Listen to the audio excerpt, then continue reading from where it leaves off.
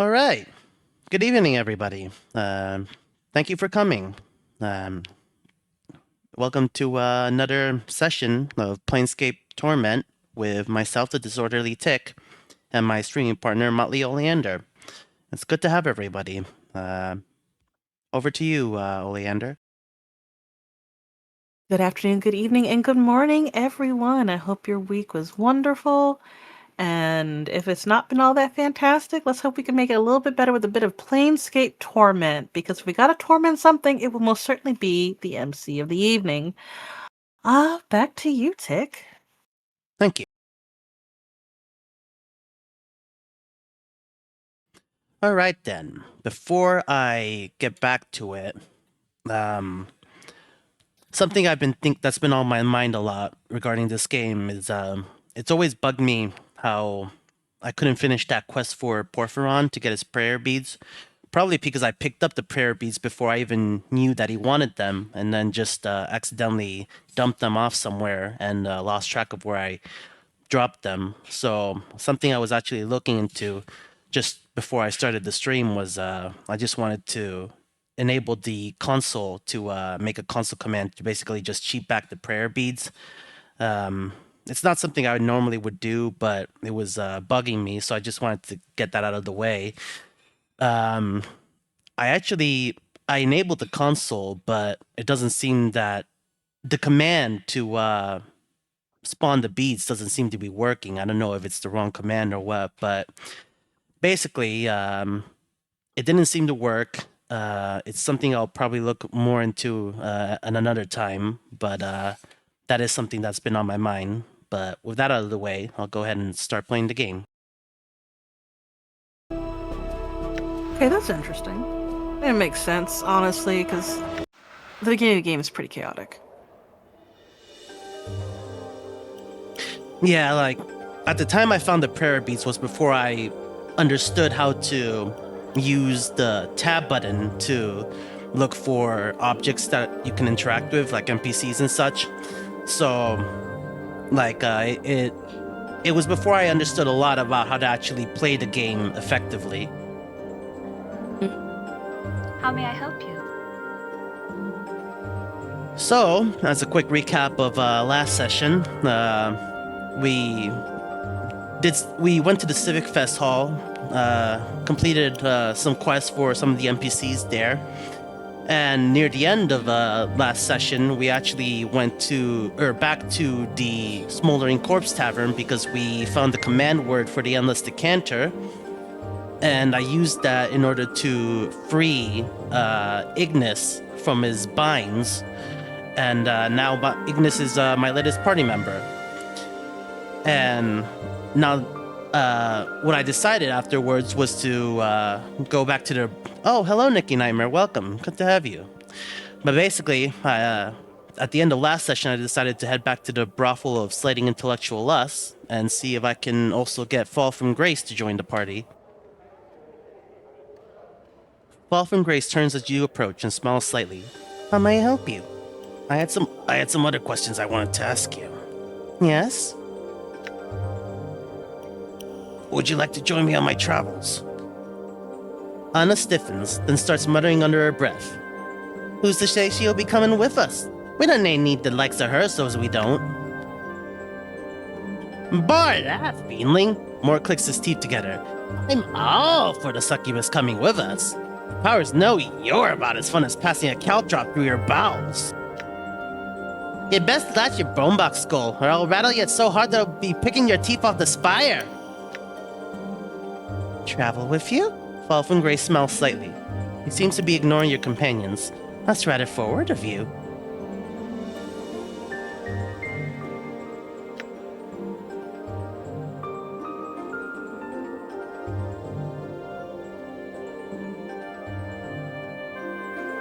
I'd rather be honest with my intentions. You seem extremely pleasant and well-versed in the ways of the plains. A companion with that kind of knowledge would be welcome. Hey, wait just a minute! I'm the one well-versed in the plains. That's my job, Chief! Having two people knowledgeable about the plains in our band seems pretty smart to me. Besides, I said pleasant, too, Mort. Pleasant on the eyes, maybe. Looks to me like all some chit has to do is show a little skin, and you'll sign her right up. Mort falls silent. Not that I mind, really. I just thought I'd mention it. Noted. Noted, Mort. Look, Lady Grace, excuse me if I'm being too forward. Would you care to travel with us? I appreciate your candor. I shall counter with some of my own. Why shouldn't I travel with you?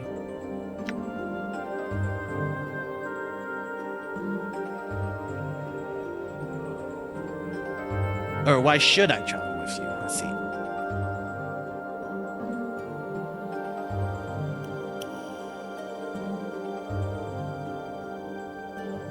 You're a sensei. Surely there must be a limit to how much you can learn here. I think you would be surprised. If you want me to accompany you on your travels, I need a far more compelling reason than that. You mean you wouldn't be interested in traveling with an immortal amnesiac who is searching the plains for himself? I would be extremely interested. She smiles slightly. Such a suggestion is intriguing, make no mistake about that. Then you would like to travel with me, then? If you wish me to, then there is something you must do for me. There are 10 students in this establishment. I would like you to speak to all of them, then return to me with your thoughts. Then we shall see if we shall travel together or not. I will go speak to them then. I will return when I have spoken to all of them. Updated my journal. Done.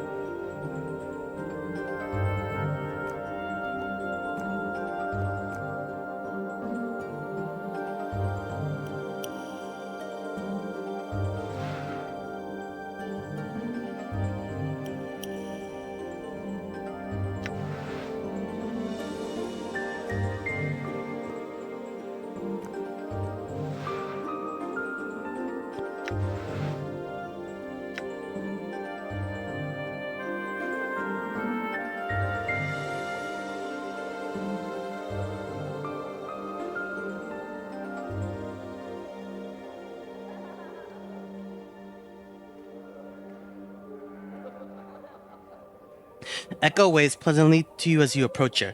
Greetings, sir. Now well met once more. Hello, Echo. I have some questions. She nods. I've spoken to 9 prostitutes altogether. Do you know who or where the temp student is? Echo looks puzzled. I know of no temp student. Perhaps she is new? If there is another, I have not met her.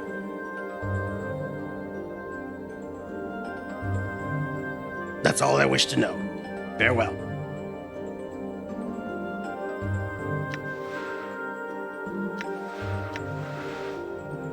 How may I help you?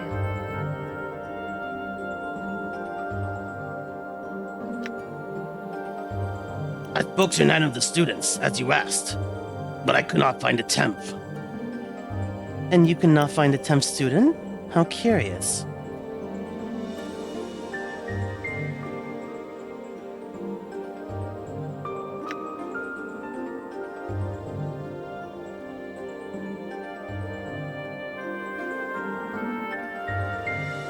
I'm thinking the temp student is me, in which case I've spoken to all of them. She nods. Very well. And your thoughts?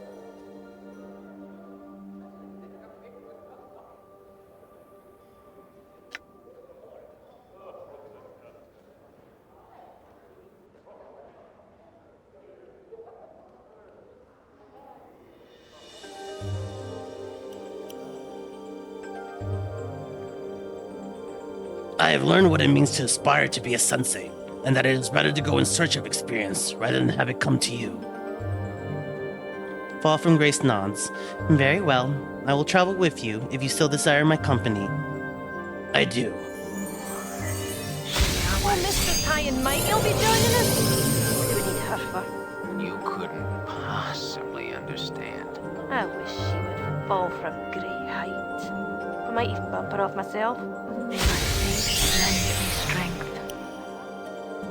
All right. I think that's a full party. Nice job. I do love their little bit of bickering.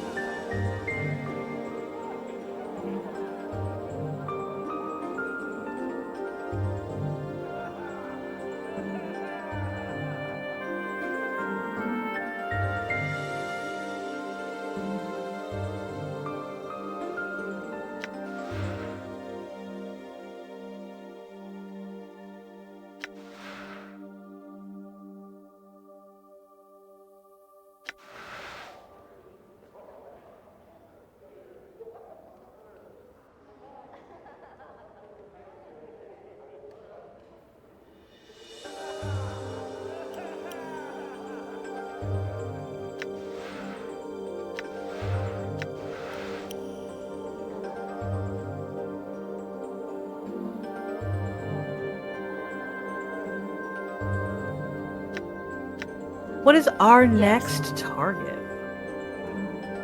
Oh, I'll talk to Grace first. Can you tell me about the Tanari?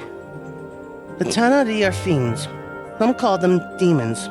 They have embraced evil for chaos's sake. They dwell upon the poisoned plains of the abyss where they feed on their own rage and lash out across the multiverse, despoiling all they touch. They forever seek to tempt others into committing crimes of passion and vice. And you are a Tanari? That is correct. I am a lesser Tanari, more specifically, a succubus. She gives a soft sigh. I'm afraid we're a little too common in the lower planes and elsewhere for our own good. Most of my race spend their time seducing mortals with various pleasures of the flesh. Yes?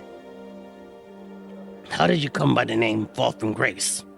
The meaning of names is a complicated subject. There's much to be said, and a great deal that is better left unsaid. Is Fall from Grace your real name? Perhaps. She smiles slightly. Perhaps not. There are names which are given and names which are earned. Who's to say which is the real one?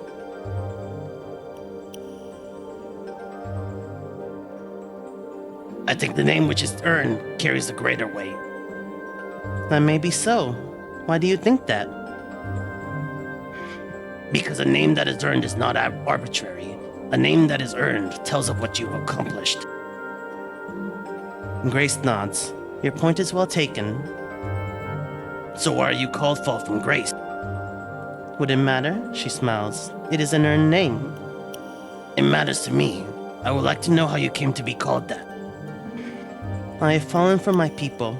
Some would say risen from my people, perhaps. But fall feels more right to me. She looks at you questioningly. Does that make sense?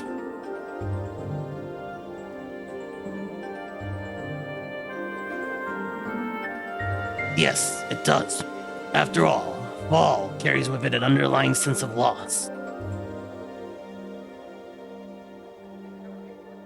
Fall from Grace is silent for a moment, then nods thoughtfully. Yes, perhaps that is why it felt as it did. I came to terms with the loss long ago, but the name has remained.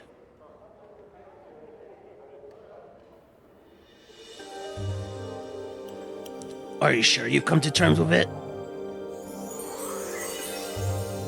Fall from Grace meets your gaze, and you are once again struck by the brilliant shade of blue of her eyes. It is turbulent, like the ocean before a storm.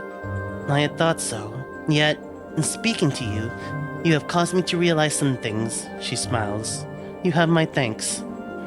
Well, if you want to talk about it, let me know, right? She nods. You are most kind. I will do so. Very well then. Can I ask you some other questions? Yes.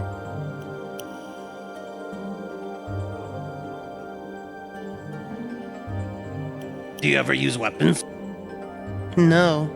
There is seldom the need, and I find that I cannot bear the touch of cold iron or even steel for long periods of time.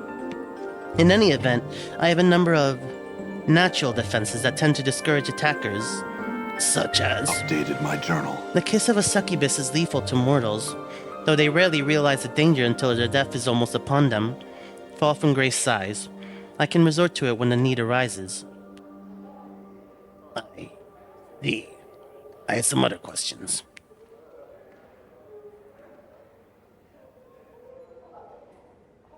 Eves, you said you had a tale you wouldn't share with her. That is correct. Eves needs no more tales adding to her misery, and my tale would not serve her search for truth. Would you tell me? It is a long tale, and not as interesting as some would make it out to be. She sighs. It is intertwined in other tales of war and slavery. It is not a pleasant tale. I would still hear it.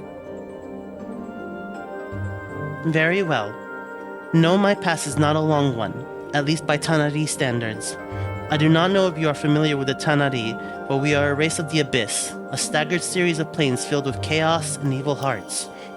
Go on. I am a Tanari, a fiend, a succubus. I grew up upon the first plane of the Abyss. My mother was a succubus herself.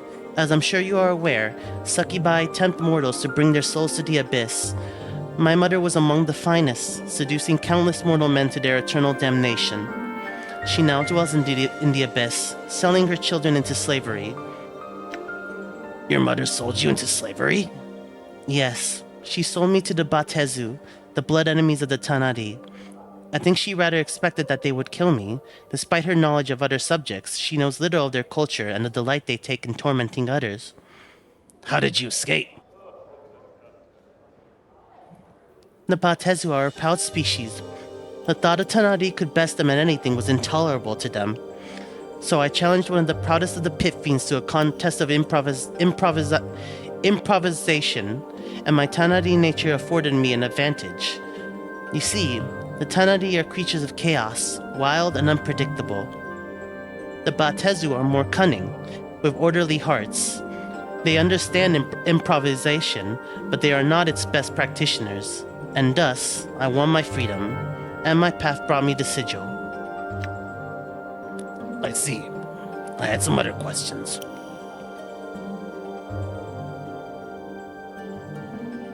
Why did you set up the brothel? I established the brothel to give those lustful fevers that strike the mind more avenues of expression rather than the simply carnal. Much pleasure can be had in conversation and engaging in the verbal arts with others. Why did you establish such a place? Part of the answer to your question requires that you know that I am a member of the Society of Sensation. Our faction believes that one should experience as much of the multiverse as possible.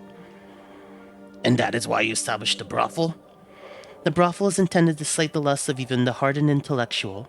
It is designed to stimulate the mind, to heighten one's awareness of themselves and others, to create new ways of experiencing another person. It is for those who seek something more than the shallow physical pleasures that fill the hive and lower wards.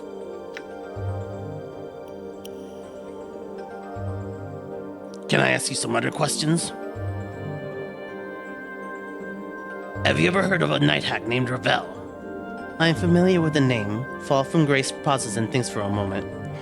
Rumors cluster thickly about that name, and most tend to discount her as a myth. But I suspect that she did exist and that she made quite an impression in the cage during her stay here. She looks puzzled. Why do you ask? I intend to seek her out.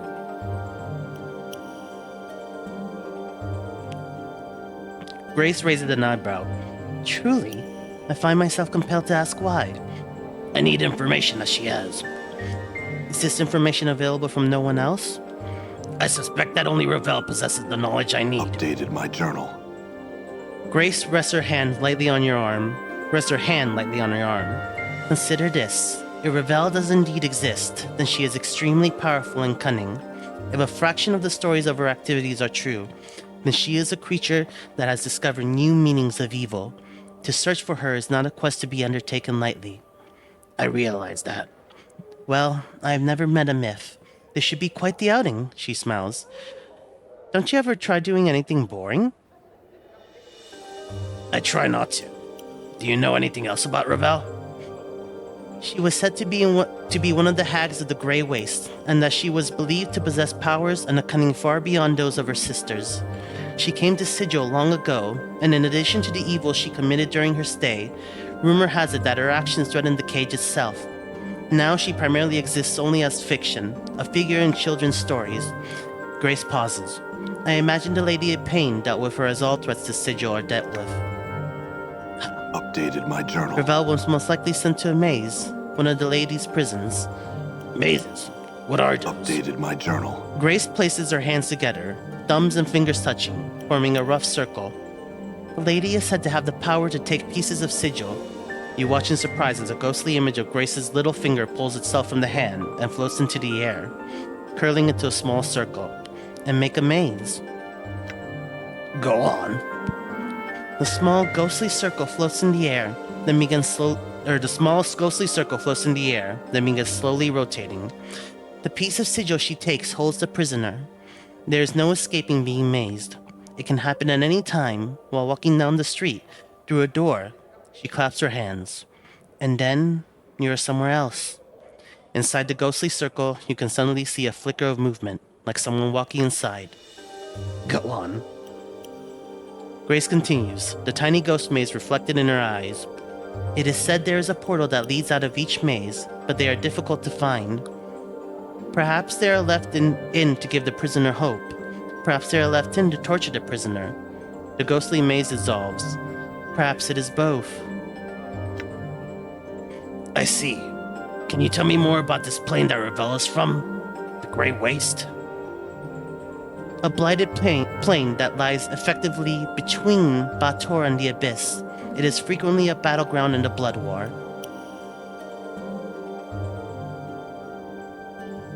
Enough about Ravel. What's the Blood War? The Blood War is the conflict that rages across the lower planes between the Batezu and the Tanari. They fight over whether evil should be lawful or chaotic. Fall from Grace pauses. It is a war best avoided at all costs. Let the Tanari and Batezu butt heads and leave the rest of the planes in peace. Or at least in relative peace. Relative peace? Well, the war is so large that most races get caught up in it against their wishes. Ignoring it often proves just as dangerous as participating in it. Do they use human troops? On occasion, yes. There are a number of human mercenaries that participate in the Blood War. They serve either as soldiers, fodder for cannons, or food for the fiends. How long has it been going on? According to the chronicles, the Blood War has been fought ever since the Batezu met the Tanari, a very long time ago. I am not certain there is a human term that encompasses the time between then and now. Fall from Grace shakes her head.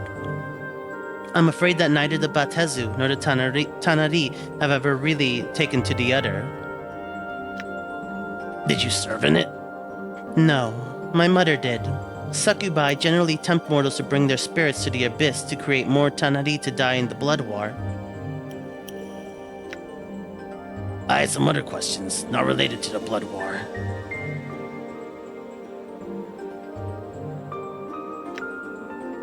Is there anyone else who might know about Ravel? Someone in the fest hall may know more of her.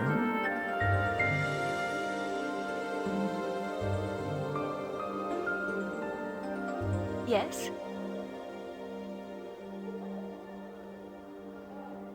I had some questions about our travels. Yes? I wanted to talk about our companions. Who in particular did you wish to discuss? Me, actually. What did you wish to discuss? I'd like to know your thoughts on my situation. Do you know anything else that might prove helpful?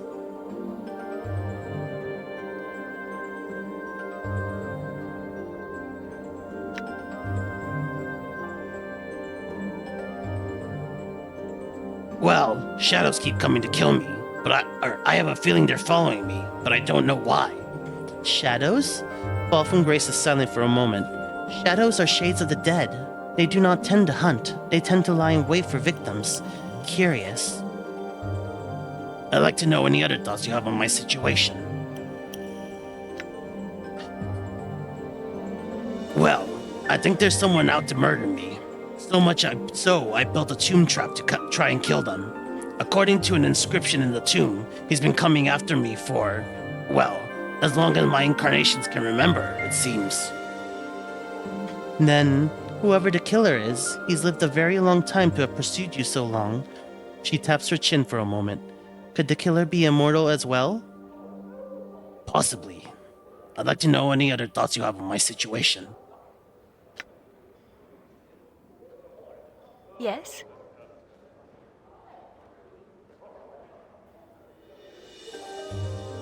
You. Me? Really? She thinks about this for a moment, then nods. Very well. If there's anything you're curious, please ask. Do you have any idea who or what I might be? Grace frowns in thought. I freely admit that you are something of an enigma. She smiles. But I find such mysteries intriguing. Shall we attempt to puzzle out your situation? Ah, hello, Sunnif. Welcome. Good to have you. Welcome, Sunnif. Yes. First, while it is possible that you are a tiefling or some rare crossbreed, my guess is that you are human, or were at one time. Alright, go on. Your appearance is approximately a male in his early 30s. The stitching and scar tissue make an exact determination difficult. Tell me about it. Go on. The key to your past is your memory, and it seems that certain locations, events, and people trigger seemingly forgotten memories. It would seem to be in your best interest to visit as many locations as possible and speak to as many others as possible. In short, experience your universe as much as possible. A sensate advice, eh? Fall from Grace gives a bemused smile. I would not advise it if I did not practice it, and if you did not already know it to be true.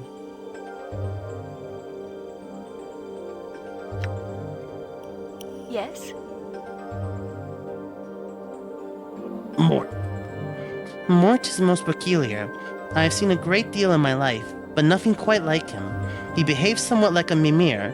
Granted, there's no denying he is knowledgeable, but he has a certain... She sniffs the air and wrinkles her nose. Batorian smell about him. Batorian smell? Yes, but he's not a Batezu. At least of any variety I've encountered. The smell alone, however, makes me treat the skull with caution.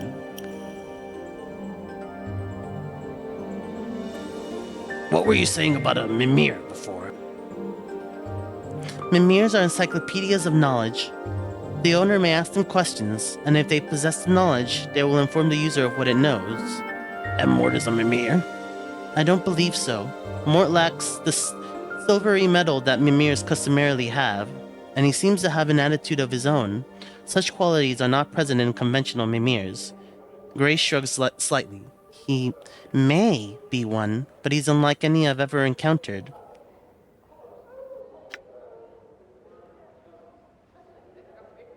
I don't believe Mort is a mimir either. Perhaps there is some test to verify his authenticity, but I would not do one if you value him as a friend. If you do, then you must accept what he has told you. I see. I wanted to talk about someone else. Anna. She is strong and capable, and she is quite passionate. I almost wish I had met her long ago and asked her to come to the brothel. Perhaps things might have been different. Grace studies you for a moment. What do you think of her?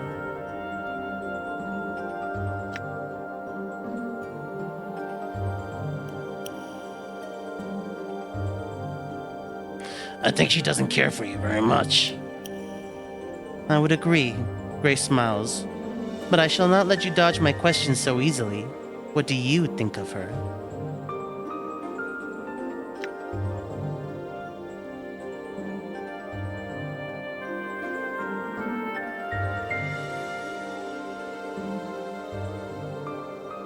I consider her a friend, nothing more.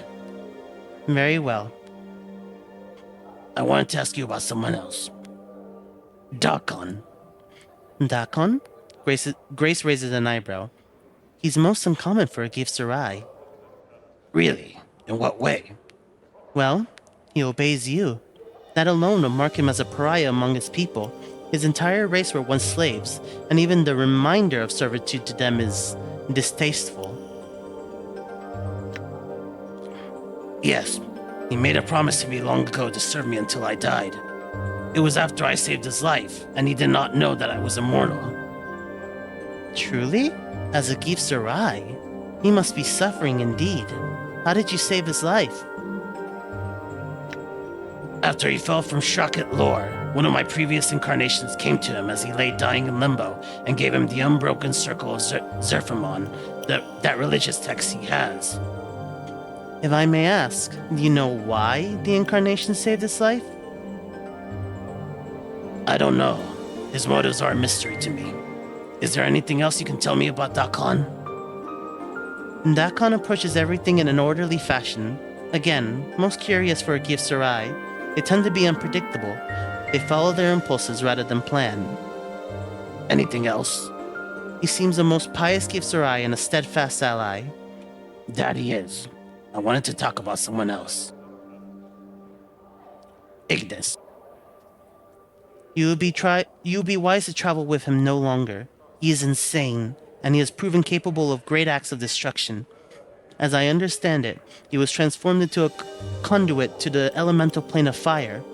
Such a transformation would have killed many mortals. Not only did he survive such a trial, but he thrived. He possesses tremendous power. Should he be forced into a confrontation, I would fear for the chances of anyone who stood against him. I pray it does not come to that. Ah, hello Killer Fun Times, welcome. Good to have you.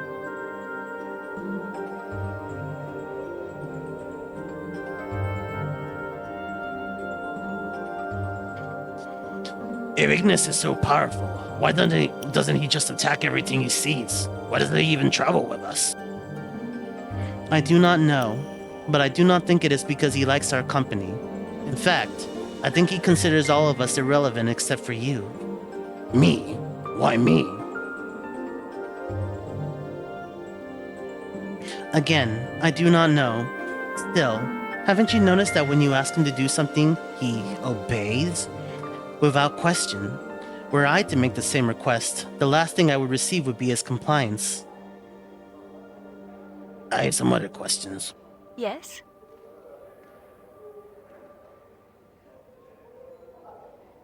Can you teach me anything of the art, Grace?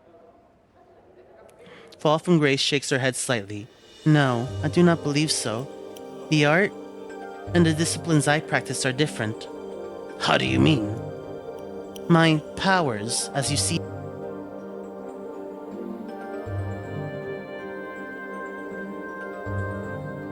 Sorry about that. My headset disconnected for a moment. Hello Joku Bunny, welcome. Good to have you. My powers, as you see them, stem from my faith, not from manipulating energies as the art does. The art is a mechanism by which the power of the multiverse may be harnessed. Through gestures, rituals, and devices. My powers come to me through a different means. My faith and the nature of my belief allow some of the multiverse to reveal itself to me. The nature of your belief? What do you believe in? I believe in experience. I believe a person may be changed, for the better, the more of the multiverse they are allowed to perceive, and the more the multiverse is allowed to perceive them. My belief in the nature of experience allows me to... She pauses for a moment, thinking. I suppose the best explanation is that my faith allows me to see things differently. When you see the multiverse in such a way, you learn how to change things. Mending wounds, seeing a person's heart, and so on, just by willing them to happen.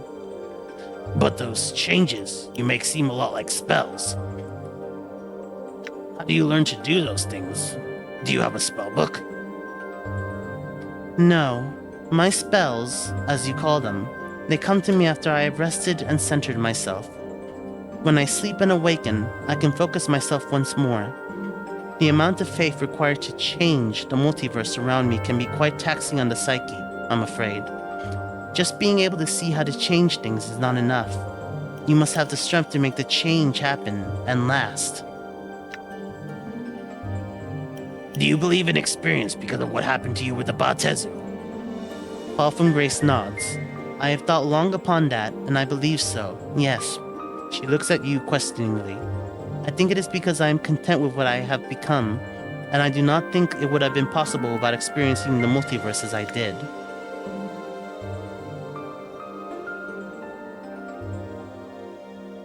I don't think it has anything to do with you experiencing the multiverse. I think it's how you dealt with the experience that was important. Fall from Grace nods slowly. She seems thoughtful. And there is truth in what you say.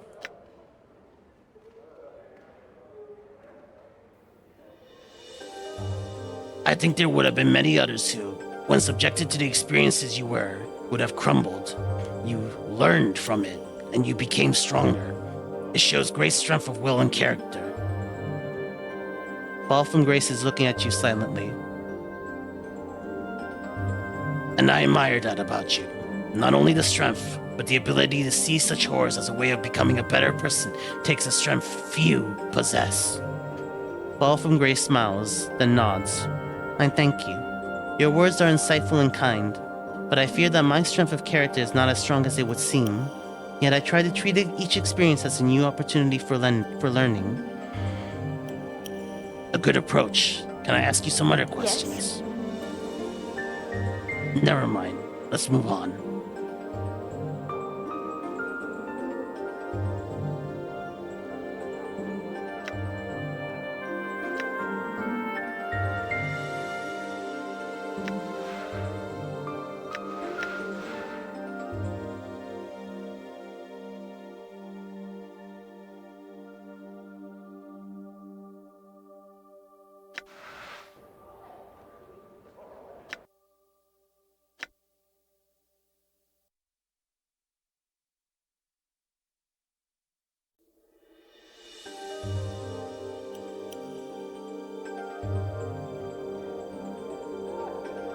Done.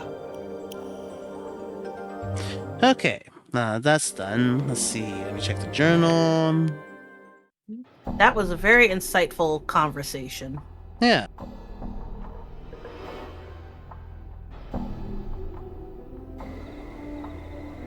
Alright. I'm going to head back to the Civic Fest Hall. Sounds good.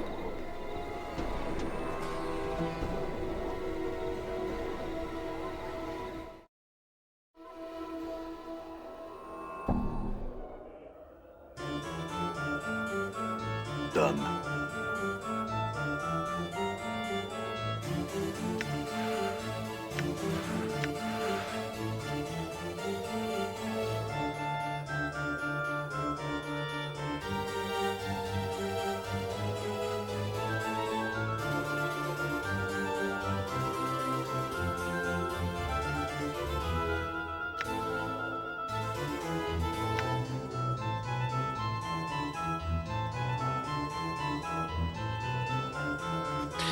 I'd like to attend Death's Advocate's lecture. Travel through the middle door on the eastern wall, and the door beyond that as well. Continue straight down the hallway, and you'll find yourself in, and enter the second door on the north side. Middle door, eastern wall. Okay, that's all I wish to know. Farewell.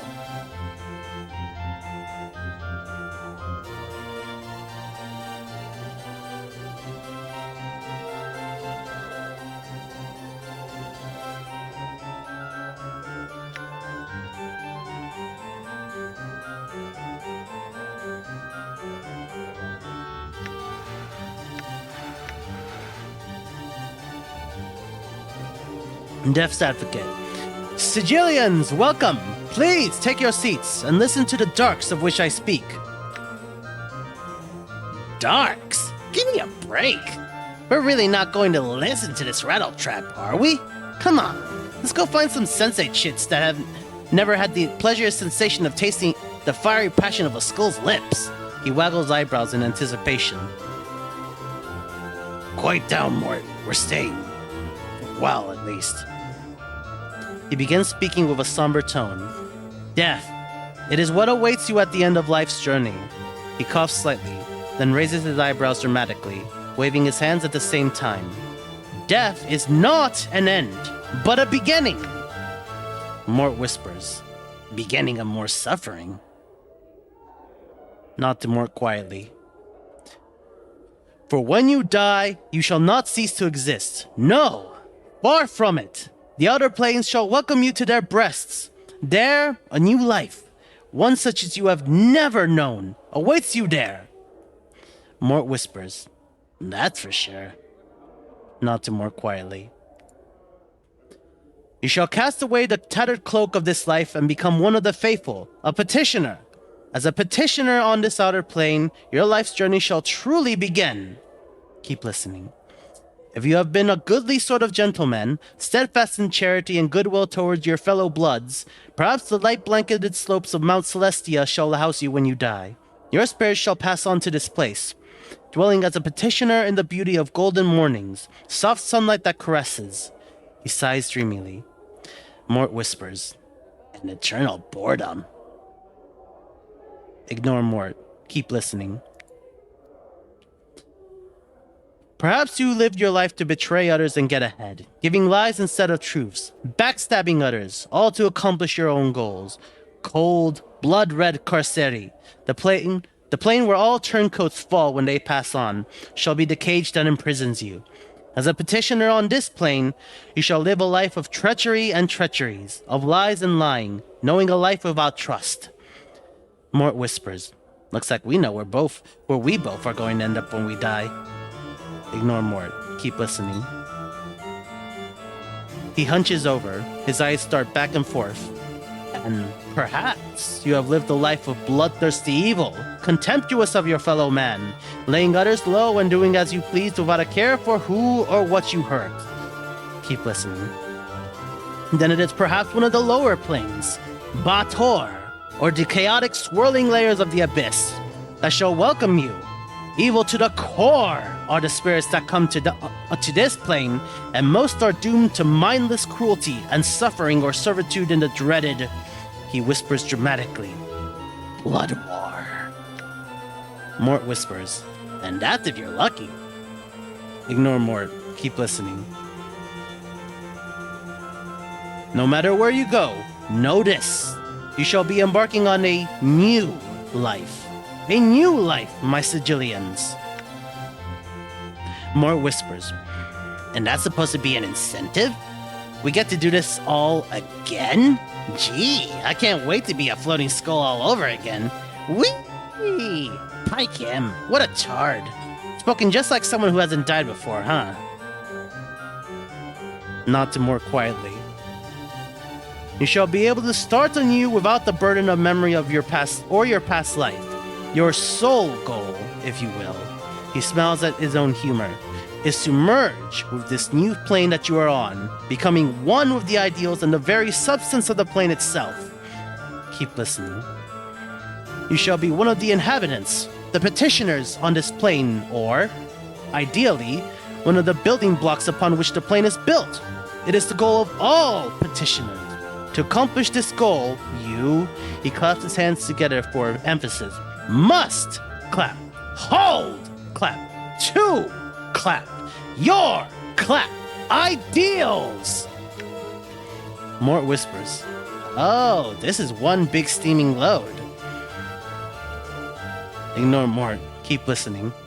Your ideals, good or evil, law or chaos, or somewhere in between. As you approach the alignment of the plane, your journey will end as you become part of the plane itself. 'Tis a glorious existence, my Sigillians. Keep listening. And that is what awaits you after death. My audience, have a care as to how you live your life, but know that it is not oblivion that awaits you after this life. Mort says aloud, what wash? The speaker's head turns to Fate Mort, frowning slightly. He leans out, trying to see who spoke. A question? A question from one of the living, perhaps? Mort ducks below the lecturer's field of view, then turns to you and whispers, go ahead, Chief. Tell him the dark of it. Yes, I have a question. He indicates for you to continue.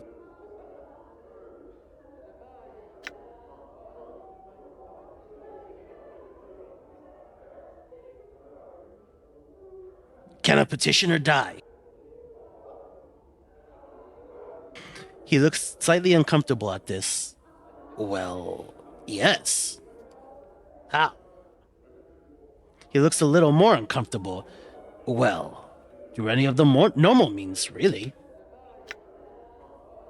Great! Another death! Sign me up! There's laughter from the audience. The speaker looks angry. What happens when they die? He looks a little more uncomfortable. Well, you merge with the plane. What if the petitioner dies on a plane other than their home plane? He looks very uncomfortable. Well, then that is the end of their life. There. But no petitioner wants to leave their home plane, friend. He looks around, realizing he is in a trap. To do so would be oblivion should they die, really. I had another question. Why do petitioners lose their memories? He raises an eyebrow. Many pardons? What? I said, why do petitioners lose their memories when they die? He looks uncomfortable. Well, you know, who wishes to be burdened with such things as memories? The audience murmurs. But why do they lose their memories? He frowns, begins to say something, then stops. After a moment, he continues, choosing his words carefully. I imagine it is because you must start afresh. Your petitioner's soul pure when you arrive on your new plane.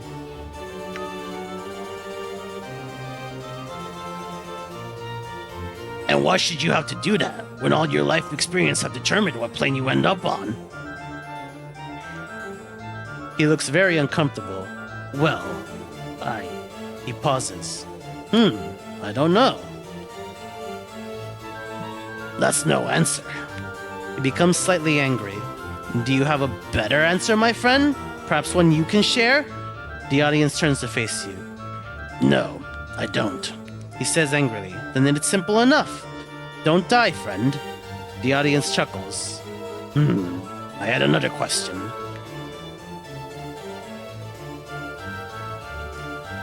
What if someone can't die?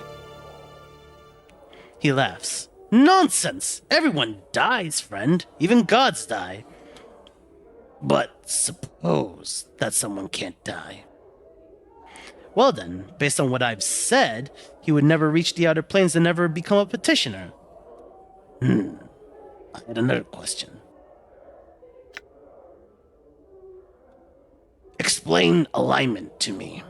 Forgive me if I did not explain myself for all my listeners. Alignment is your spiritual leanings, good or evil, law or chaos. Alignment is the way you behave, and it is of consequence. The way you approach life decides your destination when you die. I had another question. The Dustmen say that this life is where we end up when we die. The speaker chuckles derisively. Some members of the audience chuckle as well. There are countless petitioners, my friend, Dustmen among them, who would disagree with Dustmen philosophy. I had another question.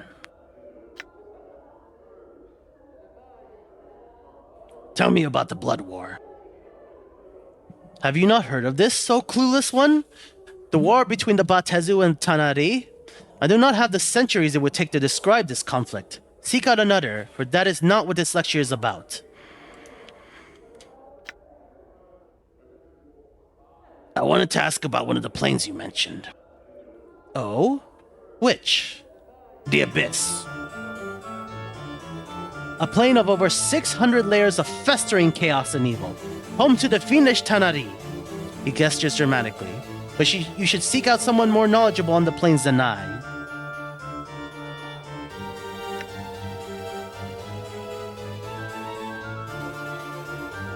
Bator. 9-regimented plane of lawful evil. He chuckles and gestures dramatically. Home to the fiendish Batezu. Sign a contract with them and you'll be wrapped in their chains of intrigue for life. He smiles. Etc. Corsari. The prison plane. Cold, brutal, and washed with red. Betrayers and liars make their home there. It is said that the Titans are imprisoned here when they were hurled from Olympus. He gestures dramatically.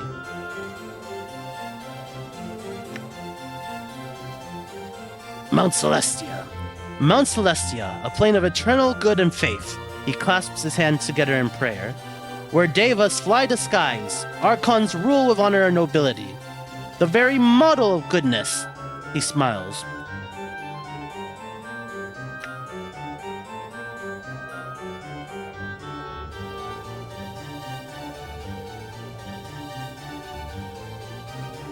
Never mind, actually. No question. If there are no more questions, get ready to leave. Then I shall take my leave, for now. I shall continue to lecture here at the hall, and perhaps in years hence, I shall meet you as a petitioner beyond death's door. Stop listening. Leave. That was hysterical.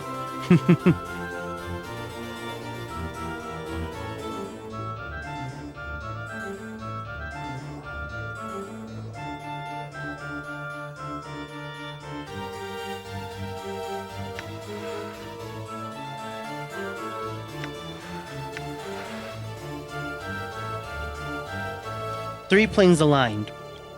Thin and sharp-featured, his yellow skin covered with tattoos, this man looks over the room and its inhabitants with cold, black eyes. He appears to be giving a lecture. Stay for the lecture. I am known as Three Planes Aligned, a Givsarai scholar. If you are here for my lecture, it begins in a few moments. Mort sighs loudly. Come on, Chief. Are we really gonna stay for this? Just be quiet for a bit, Mort. I want to listen for now. He speaks in a very low, somber tone. Today I shall speak of the power of alignment and belief, and how they shape the planes. First, I shall explain the concept of alignment. Keep listening. Alignment is a descriptor of one's beliefs and how one acts upon those beliefs. At their core, all creatures predominantly behave in one of three ways: with good in their heart, with evil in their heart, or indifference, or neutrality in their heart. They predominantly express each of these core behaviors in one of three different ways: in an ordered manner, in a chaotic manner, or in an indifferent, neutral manner. Thus, there are 9 core alignments that one is capable of.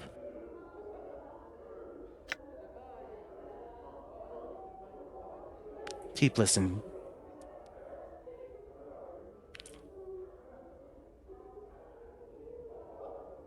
The 9 alignments, then, are lawful good, neutral good, and chaotic good. Lawful neutral, true neutral, and chaotic evil.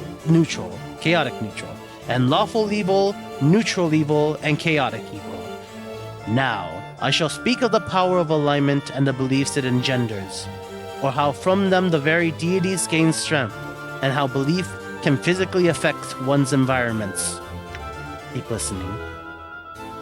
A deity must have worshippers, for it is the faith of such subjects which gives them power. As converts are made and more come to believe in a god, the more power that god receives. Conversely, when no one believes in a deity, it withers and dies, joining the corpses of other gods that float on the astral plane. It is thus possible to slay a deity by simply forgetting about them. A much more striking example of the power of alignment and belief, however, can be seen within the sliding of gate towns. First, though, I would define gate towns. Gate towns are towns on the Outlands, the largely neutral area which Sigil spins over the center of. They are called gate towns because they are built around a permanent gate, or portal, to one of the outer planes.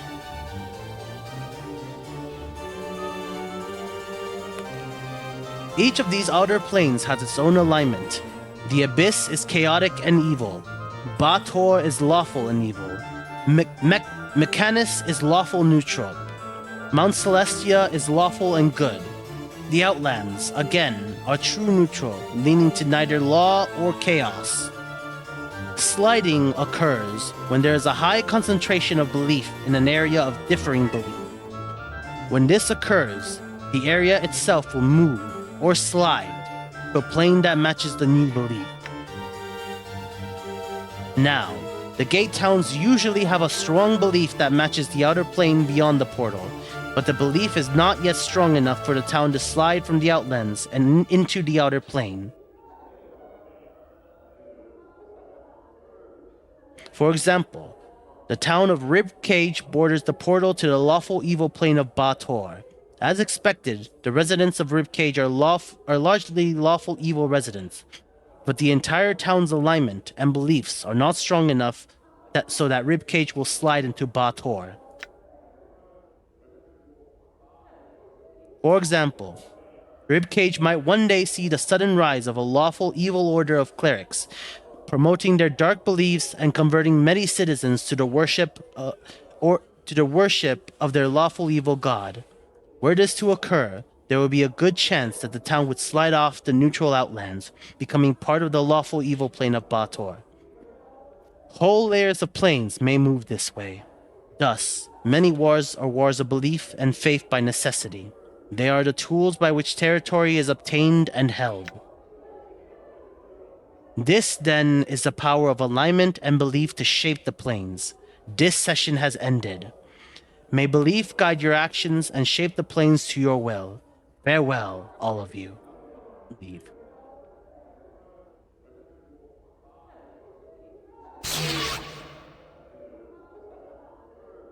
That was a very, very good lecture. Yeah.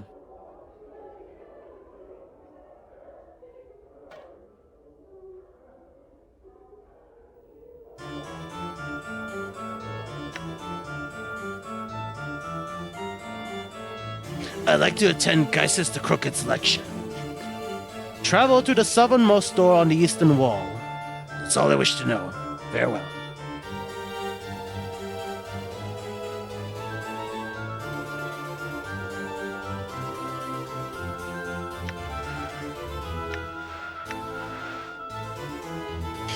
Gaius the Crooked.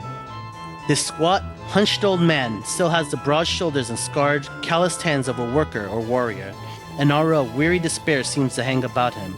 He appears to be giving a lecture at the moment. Stay for the lecture. Right! Now listen up! This is a seminar on the war. If you're here to listen about the blood war, take root. If you're not, you're in the wrong hall, and you'd best ump your soft, comfort-loving Sigillian limber stems out of here. The blood war? More boring than listening to a governor recite laws.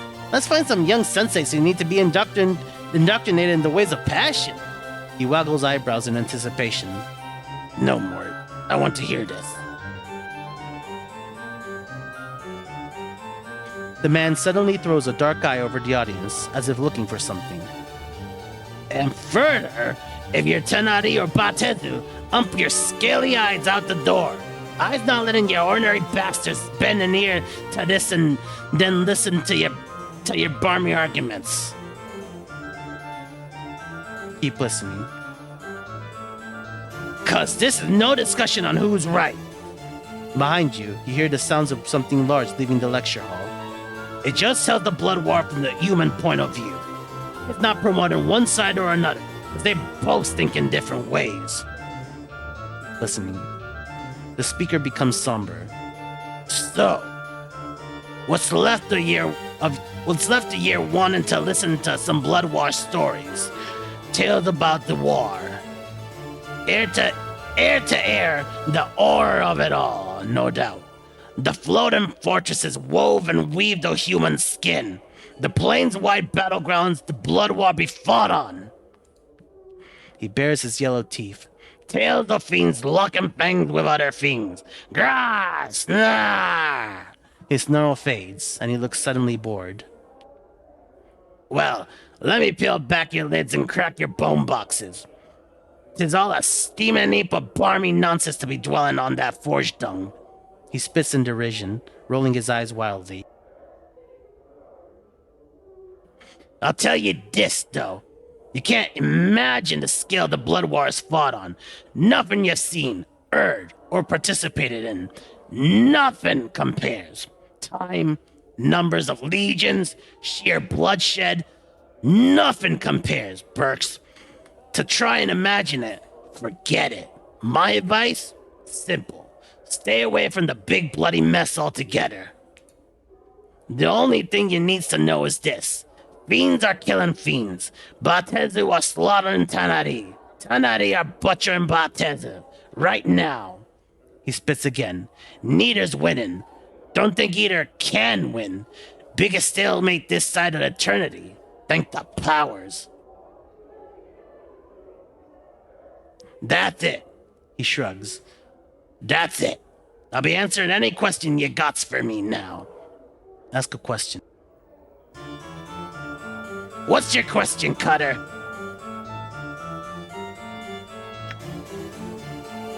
Can't you give me a little more on the Blood War itself? If I were to boil it down, it'd be this. The Blood War's been going on damn near forever, and will keep going on until damn near forever itself gets penned in the dead book. The Tanari, the champions of chaos and evil, are trying to stomp the green-colored dung out of the Batezu, the champions of law and evil. They butcher each other over how each of them thinks evil should be, if you can believe that. Huh? What do you think would happen if someone stopped the Blood War? You can't make any piking difference in the war. It's too sodden big. You're a stone, a pebble in an ocean that's a pebble in another ocean, which is a pebble in another ocean, and so on and so forth, till the stench cows come home. As a pebble, your goal is to not be not noticed and sink to the bottom with the rest of the dregs. Go on. If you can make a difference, which you can, you shouldn't try, because then the planes would tumble on down. The planes would tumble down. Why? He holds up his hands like pillars. The Blood War's like a big, bloody support beam propping up the planes. Kick it down, and a lot of the planes come tumbling down with it. Lots of baggage rests on the back of the war. He suddenly brays like a donkey, laughing bitterly. The biggest, nastiest pack animal on the plains. Go on. He grins cynically. Besides, as some say, war's great for business. He laughs hollowly, then looks as if he could suddenly cry. Never you mind that. Another question? Are you alright? You seem pained. The man smiles sadly. Aye. Listen, Cutter. I'm no priest, nor would I want to be one, but hear this. Keep evil out of your heart. When you die with evil in your heart, your spirit falls into the lower planes, where you become a petitioner. Go on. Any guesses as to what happens then? Petitioners in the Abyss and Bator get twisted into foot soldiers, and get to fight in the Blood War for all eternity. He chuckles, shaking his head. So that's the dark as to why the Batezu and Tanadi try and corrupt all they touch, 'cause they need more troops. Eat this. Keep evil far from your art, Burke. Let me ask you about something else. What started the Blood War? You got a right to be curious what started this big old sodden soupy mess in the first place. What set the fiends to locking horns in the first place, biting and clawing at each other until that was the only reason they were alive? Simple. They met. He sighs. Tanari and Batezu crossed each other one day, and like two drunken bigots, they set to fighting. That simple. He frowns. Well. Nah, pike that. Imagine two drunken priests who believe each knows the only way to live. Now make those priests ripped with scales and fangs and horns and a cruel streak, even 7 leagues wide, and put them in an itty-bitty sodden cell. And you have a good idea of the love that can spring forth. And there you have it, the origin of the Blood War. Why are two evil races fighting? One believes evil should be nice and orderly. One believes evil should be chaos, running rampant across the plains. Both evil, but doesn't mean they can agree on anything. Bad blood, bad blood. Each wants to exterminate the other, so only their brand of evil remains. They hate each other. Like... He wrings his hands together, trying to find the right words. You see, they don't hate like we hate. We don't even know what hate is. We have one word for hate. They have, his voice drops, thousands upon thousands. Their meanings twisted and piled like bodies. That's why they fight.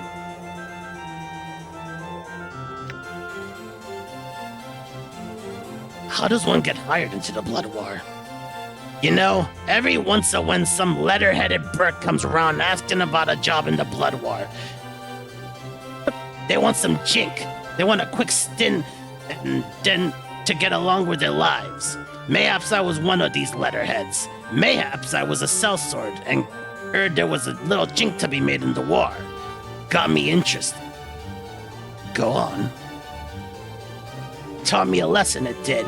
We're like ants running around the heels of dancing sodpipe gods. I saw big men who claimed to be big soldiers. He shakes his head. Paper soldiers. War's a furnace for them. Makes them wake up or burn. So, how'd you survive the Blood War? The man's face darkens. Well, that's the one thing I won't speak of, Cutter. Suffice to say, a man does what he has to do to escape the war. But a woman named Brishika told me you had to murder your own men to escape the war. The man's face becomes red with anger. Watch your mouth, Cutter! That's a lie! Foul lie! Are you barmy, John, with a Fina or the war and believe every word of it? What happened then? I'll tell you what happened, Burke. He sighs and calms down slightly. I was part of the company of the Blazing Effigy. A part of its original number was 53 mortal mercenaries, though only 9 of us remained. Camped somewhere in Avernus, where we awaited reinforcements for the next battle. Go on. Well, my tour was nearly done then.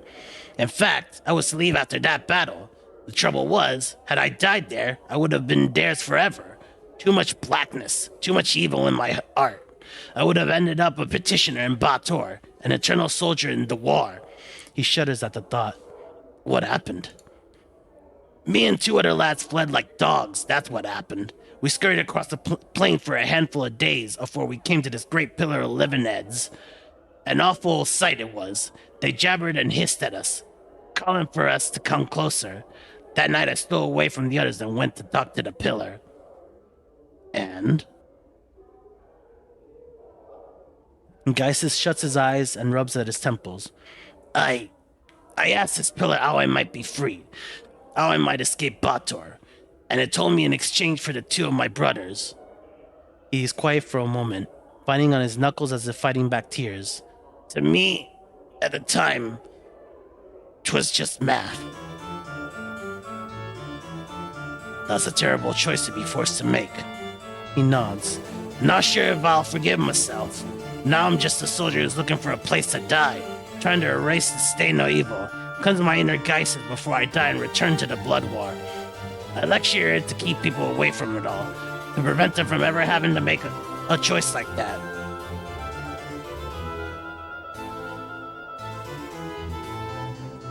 I see, but it still sounds like you murdered those 2 to me. He nods. Not sure if I'll forgive myself.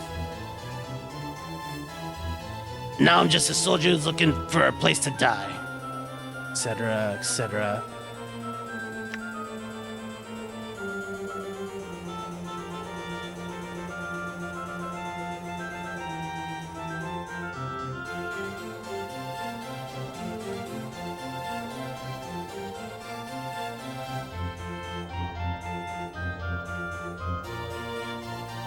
Perhaps I should spread the word around, Geisis. I'm sure people would love to know exactly how you made it through the war. I won't say I was right, Burke, but you can't deny 'tis what just about any man would have done. I call it survival, not murder. Now leave me be. Old Geisis won't be sharing words with ye no longer. Nothing. Forget I said anything. Right. This is the last bit then.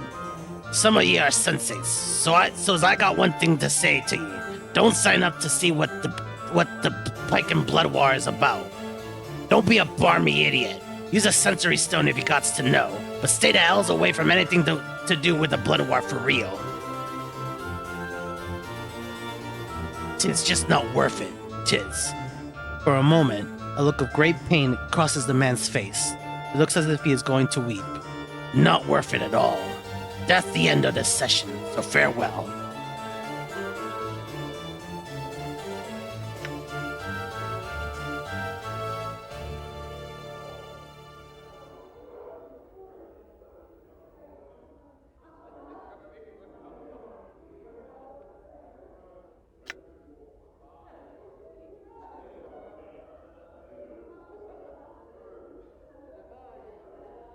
Where's the Blood War fought? Plenty of places. Usually the lower plains. Anywhere along the river Styx. The 9 layers of Bator, the 4 furnaces of Gehenna, the Grey Waste, Cold, the Red Carceri, the Prison Plain, and the pike and near endless well of the evil that's the Abyss. Somehow the Grey Waste sounds familiar to you. Tell me about the Grey Waste.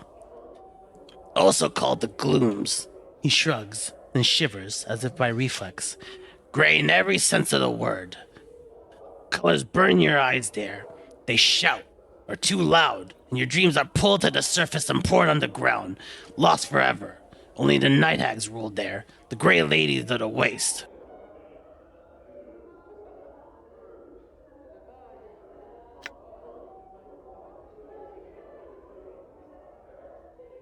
How does one survive the Blood War? You want to know how to survive the Blood War? 3 things, Cutter. He holds up a maimed hand with only 2 fingers. First off, you stay the pike out of it.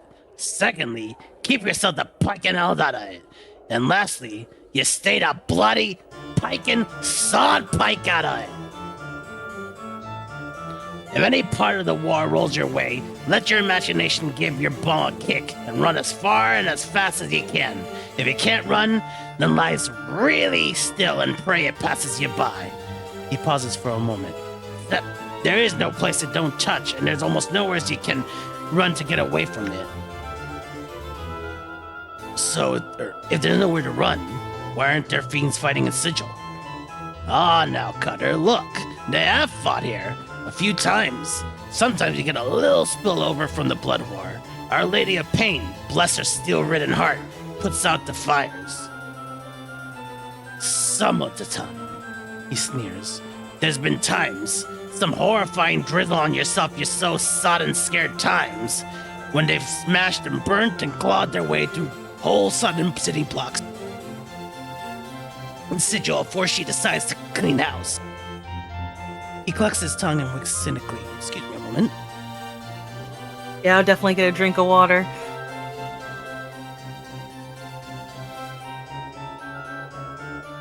We may definitely have to resort to maybe tea with honey. Yeah, I'll be doing that after the stream. Good plan. You might need some for during as well, and it will also do well. Because when I used to have to do these heavy streams, I was doing gosh, what's that game's called? Vampire the Masquerade, Coteries of New York. It's very reading heavy. I had a steaming hot mug of... Oh, hello, kitty cat. A steaming hot mug of the honey tea that I could sip on periodically, and I would also take a minute to just read over the dialogue a little bit, allow myself a second to kind of go over it in full, and then go over. That might help a little bit, especially with the intensity of the voices you use. Oh, I'm getting jealous. Oh, lordy. I also had wine, though, which helped loosen the tongue quite a bit. But that's just me. All right. Onward and upward. He clucks his tongue and winks cynically. So she ain't always as keen on stopping the Blood War as it might seem, see? Why don't the fiends just take Sigil? He laughs, but it turns into a sputtering cough. Don't get me wrong now. Both the Tanari and the Batezu want Sigil fierce. 'Tis the most precious staging ground in the Piken multiverse. The cage is the city of doors and connects everywhere. You can't ignore it. And if you're serving in the Blood War and want to win, you gotta have it. The man coughs again. "'Tis just the fiends aren't going to get it while the lady's in charge, 'tis all. She's tough as nails. Her blades'll cut you deeper than any fiend's fang. And that knots the fiend's stems like you wouldn't believe. One quiet lady, your hands tucked in her sleeves, holding back the blood war all by herself." He laughs bitterly. "I don't find it hard to believe that a woman can stop the blood war." "But fiends are still allowed in Sigil?" "Oh, damnably certain. They can't brawl in the streets too much. So as neutral ground, Sigil allows them to rattle their bone boxes while trying to murder each other. Sometimes they'll chat it up with each other here. The peace don't stay that way for long, though. Also, just because they can't butcher each other in the streets don't mean spies. Recruitments and backstabbing don't still go on here. They fight battles with lies and words, Burke. Sometimes 'tis all in the bluster and blaver. And there's safe houses about, too. Places where they can cool their talents before the next skirmish. And they like to recruit here, too. Looking for boys fresh off the plains with a little greed in their hearts that they can make part of their glorious army." He stops speaking to peer closely at you. "Mayhap they recruited you once, eh, Cutter? You look like you've tasted the war." "Perhaps." "The war leaves a scar on you, Cutter. You know. And you know you never want to go back." Your temples begin to throb painfully as you consider the man's words. A memory begins to surface. I recall the memory. The lecture hall begins to fade from view. Terrible visions begin to seep up from the base of your mind. Visions of a place where seasons are like nothing you've ever felt, or heard, or tried to shut out. A place where prayers go unheard, falling like stones to the earth. Vein-colored lightning flashes across things that were once sky, but now boil beneath your feet and scream when you brush against them. You run at the head of a large band of men, passing through dark canyons where the walls quiver moistly and beat like a heart, wearing only your own blood as clothing. At last you stand in a place where the ashen gray terrain slithers like a mass of snakes, coiling around your ankles and whispering your evil to the earth. You march endlessly, silently, through this colorless land, where fatigue seems to live and hunt you like a shade over the waist, whipping you with despair. In time, you and the ragged men who follow you come upon a hag sitting upon a mound of gigantic, writhing larvae, poking at one of the slime-covered things with a broken talon. You indicate for one of the men to run forward and speak with her. The hag's grating voice carries to your ears. "I would speak with him," she said, then cackled. Her eyes gleam as she points you out to the man. "The handsome one that leads your ragged column. I would speak with him." And that is all you can recall. "There, you feeling all right there?" "Yes, I'm fine." "So, do the fiends recruit often?" He nods grimly. "You can be sure of that. They're just the best source of fodder on the plains. Beats milking planets all their prime inhabitants. Too much work."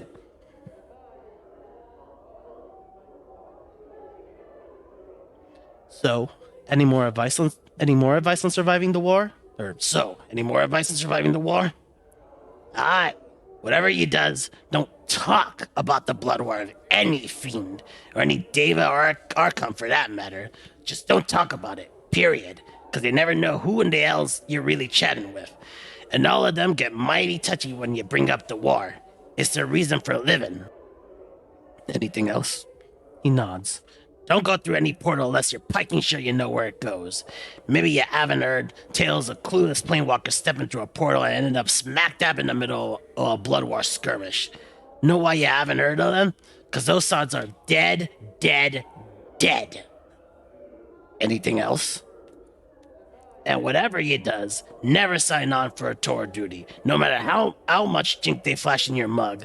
Certain death and signing on for a tour in the blood war are the same thing, Cutter. What's that? Chances are when you sign up, they peel you so your tour of duty is till time itself grinds to a halt. Even death wouldn't be a release. Because then you sink into the lower planes and get dredged back up as something worse than you were before. Then they got their talons on you for all eternity.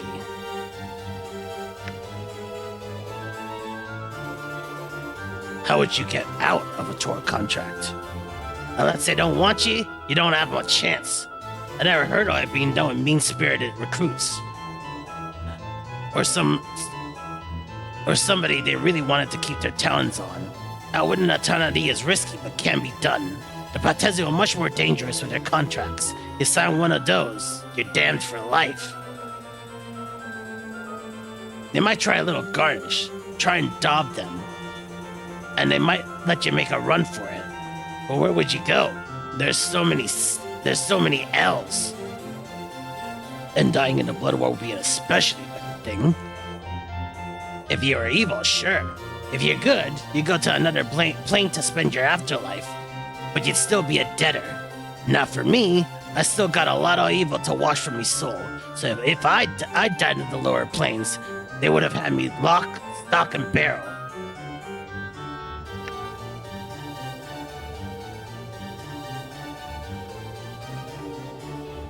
How would you get out of a tour contract? Oh, I know. Mine. You go to another plane when you die. Can you explain that? Go talk to that other deaf lecturer if you want the dark on that. I can't explain it as well as he, though he's twice the fool and might scald you with the hot air roaring from his mouth.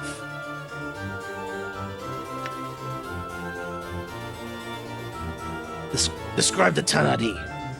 The man nods. The Tanadi pay better than Batezu, but you need to be 2 or 3-faced and have a bunch of eyes sprinkled all over your body, because you can never turn your back on them. They're chaos. The ones with whim and whimsy in their hearts. Trust or upholding their word aren't high on their list. He sniffs, then shrugs. They don't care what happens, so long as something happens and 'tis evil. Mostly they attack the Batezu to keep from killing each other. Describe the Batezu. The man nods. They don't usually pay as much as the Tanari, but they don't break their written word. They're smart though. Several hundredfold smarter and they've been making contracts since time began. They know how to peel someone with words, they do. Sign, and most likely you'll be peeled and hung to dry in their legions. They plan like bastards. They put more thought and preparation to a single, strategic skirmish than most human armies devote to an entire campaign. He sniffs and scratches at his chin. They usually assemble their forces on Avernus, the first layer of Bator. What's Avernus like? Avernus? The man grimaces, as if recalling the plane caused physical anguish. 'Tis inhabited by the damned and those that prey on the damned. The red-flecked lands of noxious sands and blistering fires that scream across the landscape. That was my taste of Bator, the lair of Avernus. Terrible place. What sort of forces serve in the Blood War? All sorts, aside from various mortal burks from across the plains. Abishai and Cornagons, Lemures and Naperabo, Succubi. The list goes on and on. Tell me about Abishai. They're the grunts in most Batetsu armies. They're different sorts. Black-scaled ones being the weakest and most common.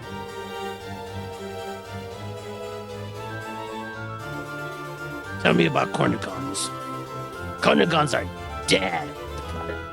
It's rare to see more than a few of them together, though sometimes they form bands of elite troops. Usually, they lead lesser forces, like Abishai and mortal mercenaries, into battle. Tell me about Lemures. Lemures are these things that look like melted people.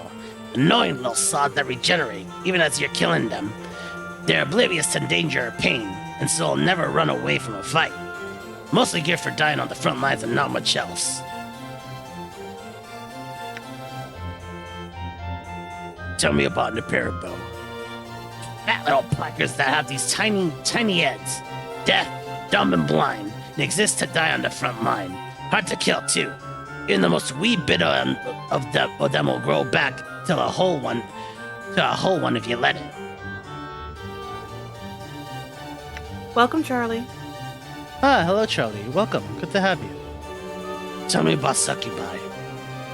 Tanari. Lovely but dead evil they are. They seduce mortals to try and drag them into the abyss. He nods to fall from grace. No offense, milady. None taken. You are quite correct.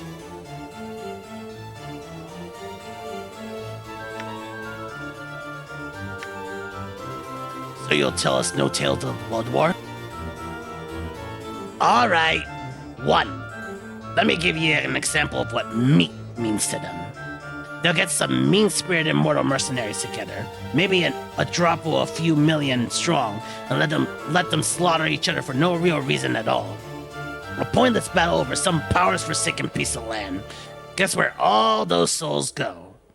Where? Their souls sink into the planes of evil they fight on, where they can be ripped from the soup of the plane and set to fight again as the mirrors or mains or whatever the pike and saw those little fiendish dung heaps become. The more of those sodden petitioners they get, the more troops they have.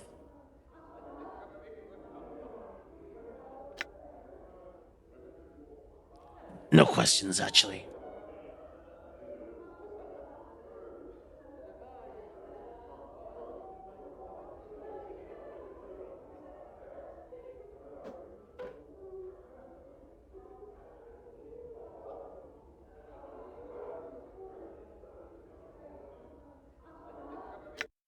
Okay. Oh, here we go, Mertwin.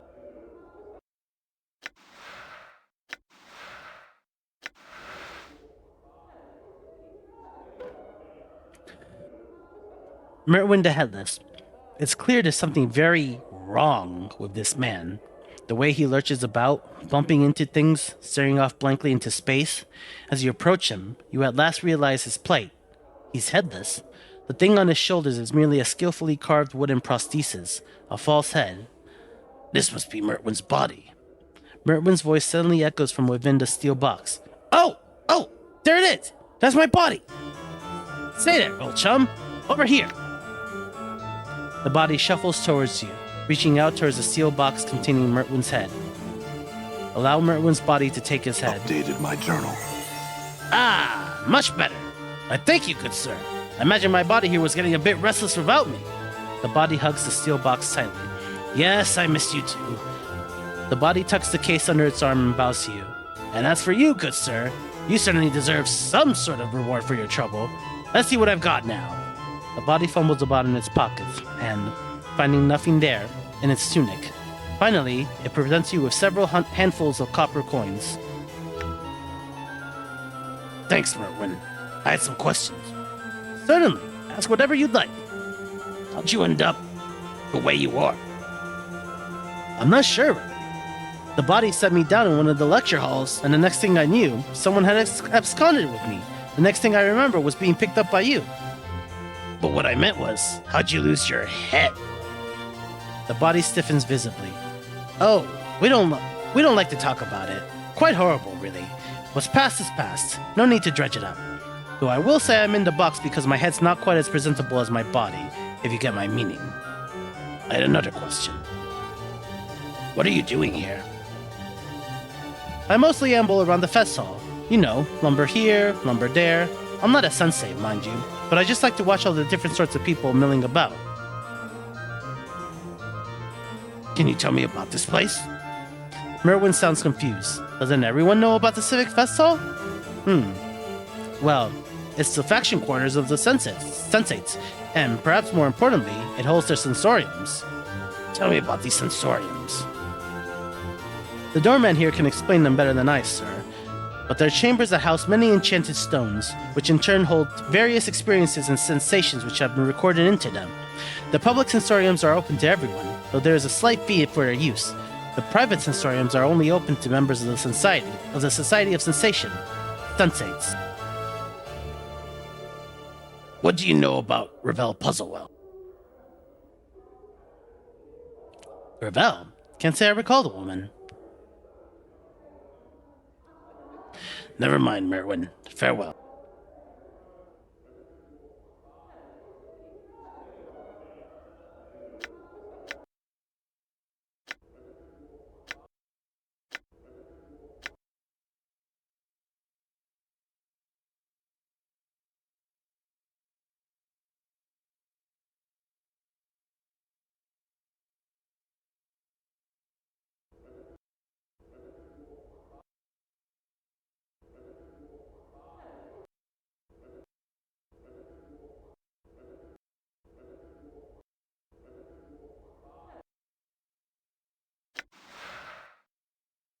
What's our next objective? Yeah, I was just browsing through the journal to see what else I could focus on. I saw. That's why I was giving you a second to figure out what we were up to. Okay. I think I'm going to try to join the sensei. Mm.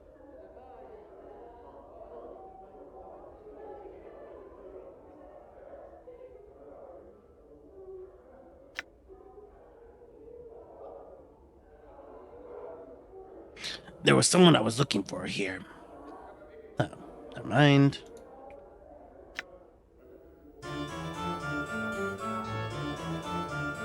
Might I become a sensei? In order to join the Society of Sensation, one must be willing and prepared to share their own experiences. 5 are required, 1 from each of the senses.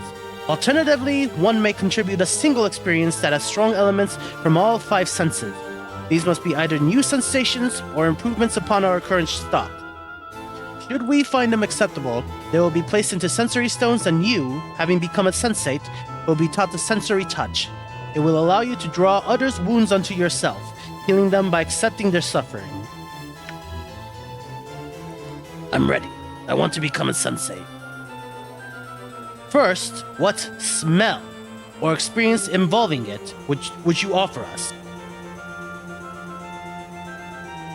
Actually, I'd like to contribute one experience that involves all 5 senses.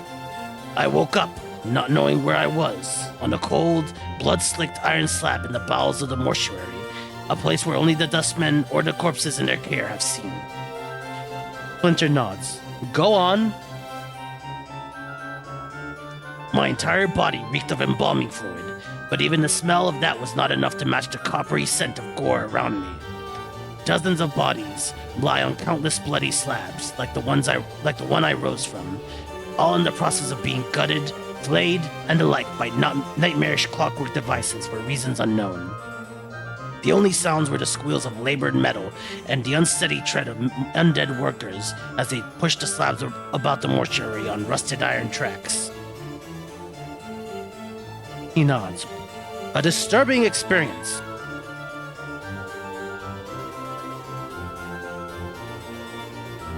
And I even left out the part about the chattering skull that flew at me as soon as I was upright. Will it suffice, Splinter?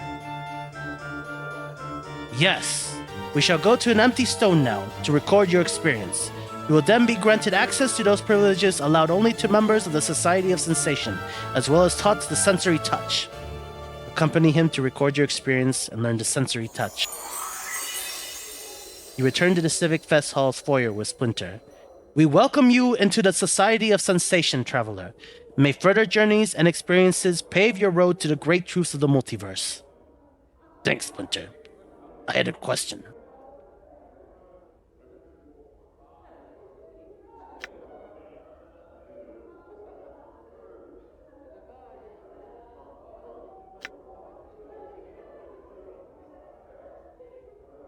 I'd like to buy something from the Sensei Vault.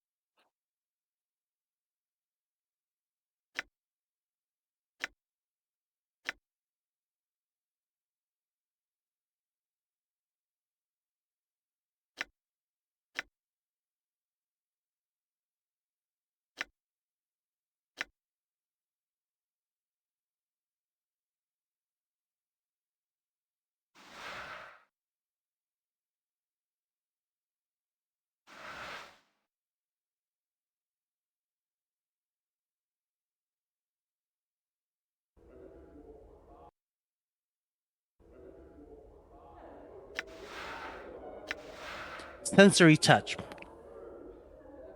With a touch, you can bring another's pain into you, helping them at the cost of your own health. This spell can only be used at touch range upon a living creature. Magic resistance does not affect it.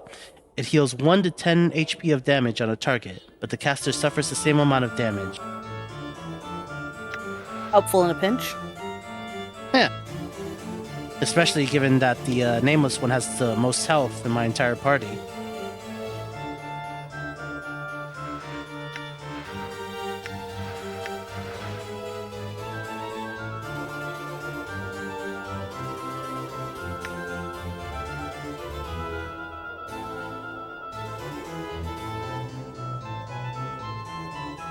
Take me to the private sensorium, then.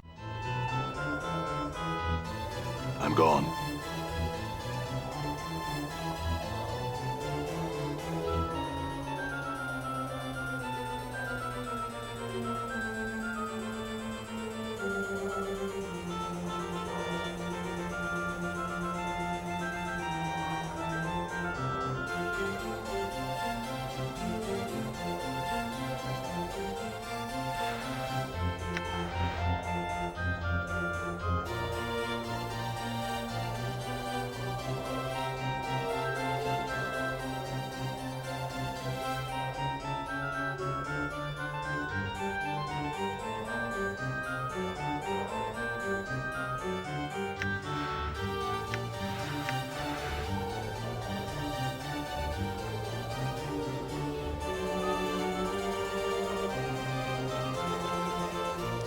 Well, this older man is chewing on something, muttering softly to himself. After a moment, there's a crack as he crunches down on the object in his mouth, then swallows it. His bushy, brassy white eyebrows furrow for a moment, rise, and then furrow again. Greetings. Without so much as looking at you, the man reaches into his tunic, pulls out a puce-colored ball, regards it curiously for a moment, and then pops it into his mouth. I said, greetings. The man frowns and waves you away, then nods to himself thoughtfully as he savors the flavor of whatever he's put into his mouth. I've got some questions. The man smirks, bites his thumb at you, then abruptly pauses. His cheeks swell, and, with a violent gag, he spits up a large black fly which begins to buzz around the chamber. Minerosian candies be damned! Hold on. Minerosian candies be damned! He cries, shaking his fist at the insect. He whirls on you. What?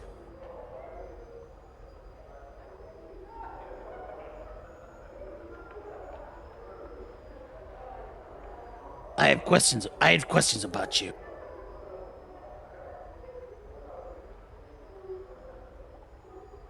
He pops a small red candy into his mouth.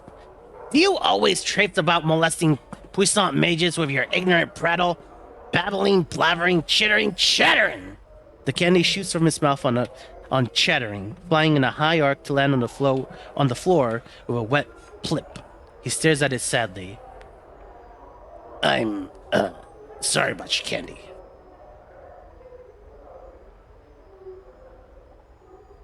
It was so tasty, too! He mews. He suddenly looks up, snarling. Sorry? As you should be, you piking dung beetle. Mages deserve respect, and bashes like you should know their proper place. He begins to jump up and down. Proper place! Proper place! Calm down. I only mean to ask you some questions. I care not, you yeasty, beef-witted pig nut! His eyes bulge out as he jabs his finger at you. Now, up with you! Up with you! And do not return without being prepared to show the proper respect. Come bearing tribute. A gift! He suddenly draws close and whispers from the side of his mouth. Candies or chocolate would be nice, but nothing common, mind you. Bring something exotic. Now be gone! Well, he's extraordinarily colorful. Wait, I've got this imported chocolate. I could give it to you as a gift. Oh? His demeanor changes in an instant. Very kind of you. Very gentlemanly. May I see? Show him the chocolate poison. He takes it from your hands. Oh, quite rare these are, and most delectable. He bites off a large piece and tucks what's left into his tunic. I had some questions. He frowns at you, licking the last of the chocolate off his fingers. Who told you to bother me with inane questions? He stares at you accusingly. Come now, what is it that you wish to bother me with, or be gone? He fishes a malt ball from his sleeve and eats it. Who are you? I am Quell. He holds up his hand imperiously, as if to stop you from introducing yourself. And don't bother to introduce yourself. You must be the most insolent, annoying pest this side of Sigil that I've heard so much about. A true pleasure to meet you, and thank the powers it couldn't have waited until you had curled up and died, thereby sparing me the pain of being forced to banter words with you.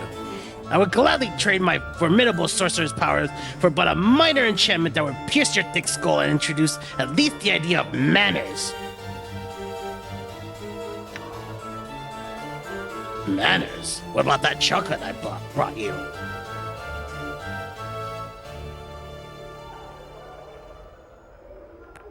He opens his mouth to speak, finger raised, then stops. You have me there, sir. He shrugs and eats another candy. As I thought, I had other questions. He rolls his eyes, indicating for you to continue with a wave of his hand. What can you tell me about this place?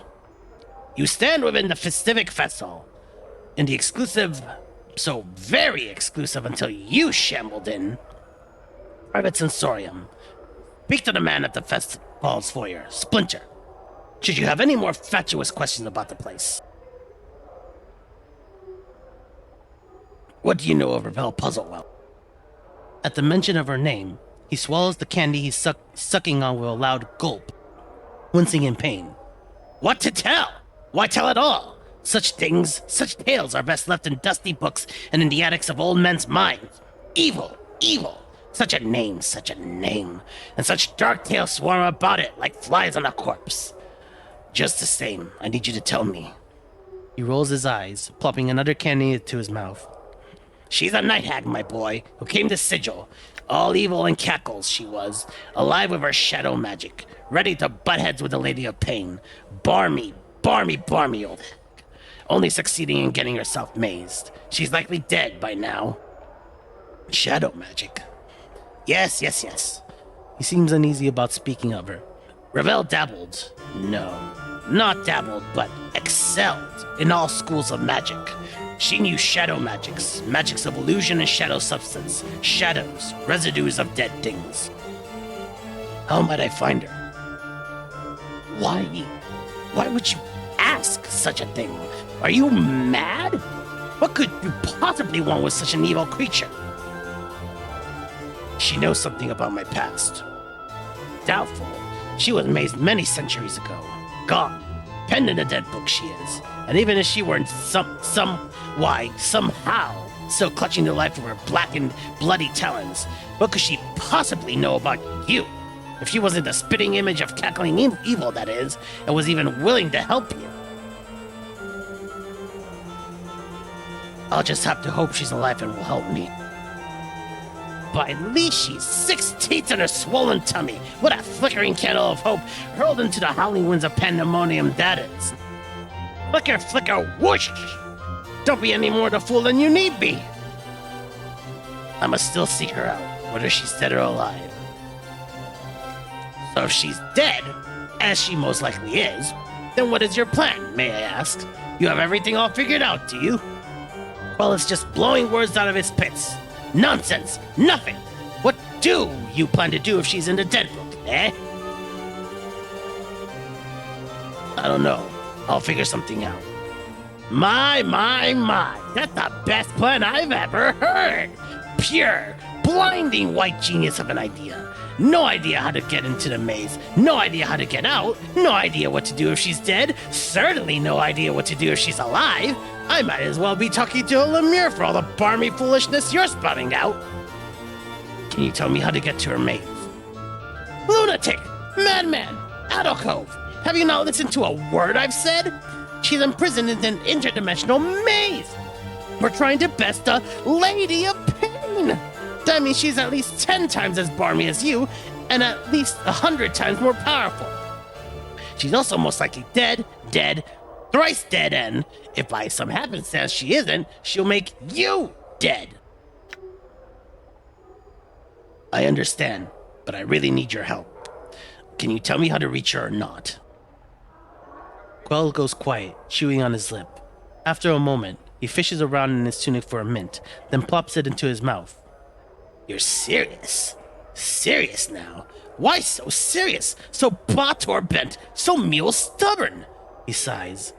Well, born clueless, die clueless. Yes? Updated my journal. All mazes have portals. This much I know to be true. A way in, a way out. This is how the lady fashions them. I do not know the portal, its location, or even its form, but I am told its key is a piece of Revel. A piece of Revel? But if Revel is mazed, then how am I supposed to? Then you'll have to make do. Find something that has Revel's taint in it, mayhap. That is all I know. All! Bother me no more about it. If you want to go pestering someone about something like that, go to the brothel of slighting intellectual lust. One of the ladies there is bound to have met someone or knows something that'll help. Thanks. I had other questions. Updated my journal. May I have some candy? A candy? And once more, for good measure, a candy! What, pray tell, makes you think I'd give a candy to a shirtless, impertinent pumpion such as yourself? He taps his foot, arms crossed, awaiting your answer. Would you sell some then? Now that I might. But I would warn you, I sell no ordinary candies, but chocolates of power. He draws his last word out, rubbing his hands together greedily. Chocolates of power? He nods. Indeed, they are not cheap, mind you, so should you find yourself short of chink, I suggest you drop the subject immediately. Would you like to see what I have to offer? He cocks his head, looking at you slightly. Yes. Updated my journal. Blessed candy invokes bless. This piece of delicious milk chocolate has had its creamy caramel center blessed by a powerful priest of an unnamed power of good. Eating it will confer this blessing upon the devourer.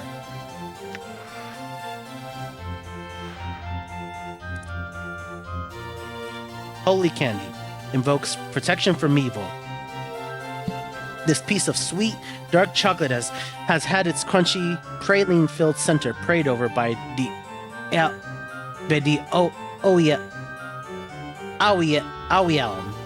Owilan?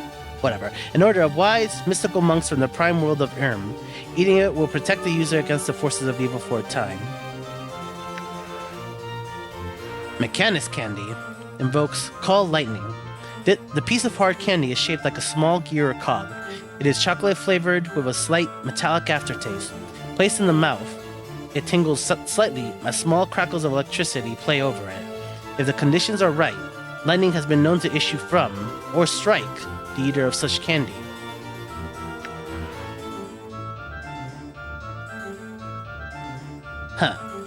Stinky chocolate! Invokes Cloud Kelp. This foul-smelling, oozing bit of chocolate will cause its eater to breathe out great gouts of toxic fumes when consumed. Lucky candy invokes luck. This moon-shaped piece of chocolate is filled with tasty marshmallow cream. Eating it increases the devourer's luck for a time. Minarosian chocolate invokes Swarm Curse. Eating this moldering, bitter piece of chocolate will result in the devourer vomiting forth great clouds of angry insects.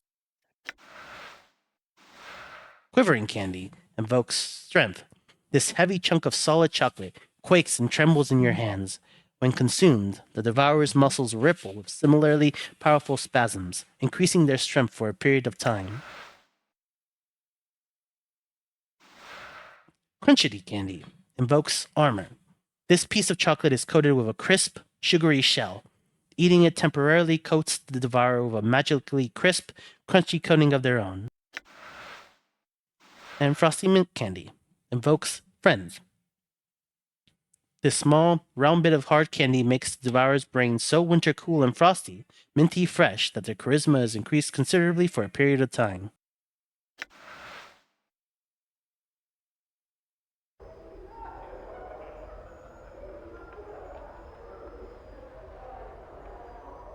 Those are most certainly a very, very unique amount of confectionery treats. Yeah.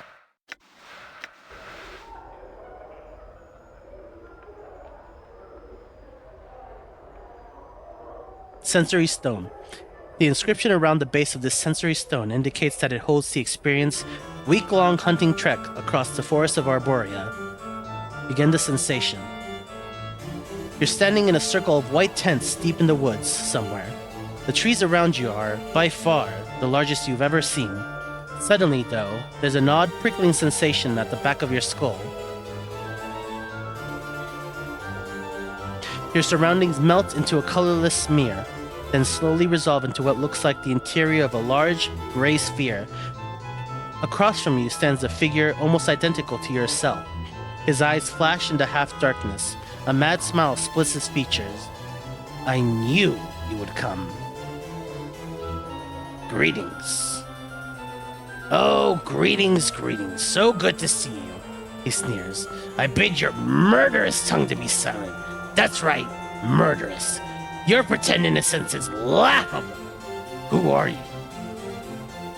Oh, don't you know? Didn't all those filthy, lying, thrice-be-damned journals tell you who I am? Those journals that were so conveniently left for me when I woke? Those journals that called me an incarnation?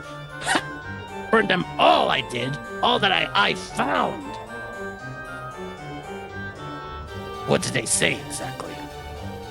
They spoke lies, and nothing more. Filth about a man who forgets himself, utter incarnations, of preserving their experiences and writing so later lives could benefit. Thieves! It's my life, mine. You all want to steal my body, and you won't have it. So, you're one of my early incarnations? He crosses his arms and looks away. If you'd put stock in such trash, yes. What did those lying journals say? Where am I? Oh, this? He gestures around him, snickering. Just a little trap is all. I realize that killing you, body thieves, might not be enough. I might have to trap you and snare you for eternity. You may have realized by now that there's no way out of this sensory stone. Your mind is locked here. You'll note the rather sparse surroundings I've left for you, all to help the madness set in good and quick while your flesh rots away. He chuckles evilly. I have some questions then. Your earlier incarnation crosses his arms and looks away indignantly. Save for a few more tufts of hair on his head, he's identical to you. Even his arms have most of the tattoos yours do. How did you make this trap? Can't tell you that. It'll never be replicated. The magics it used in its creation were lost, even to me. Clever it is, though. One experience hidden beneath the other, so that no flesh but my own would set it off. But if your flesh sets it off, wouldn't that mean that I'm you? You've trapped yourself. I've trapped myself. Don't you see? But that's not... You're one of the... I thought I put in safeguards. How could you... be so foolish? He wrings his hands together, biting his lower lip. How to get out? How? I've forgotten.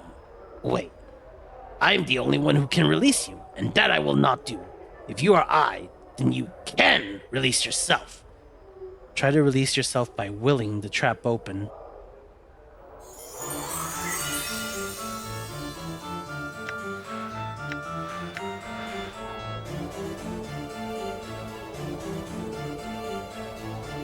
That's a good one. Killer fun times. The inscription around the base of this sensory... etc. Force of a warrior. Should you touch it, though, you will be drawn back into that insane early incarnation's trap. Leave the thing alone.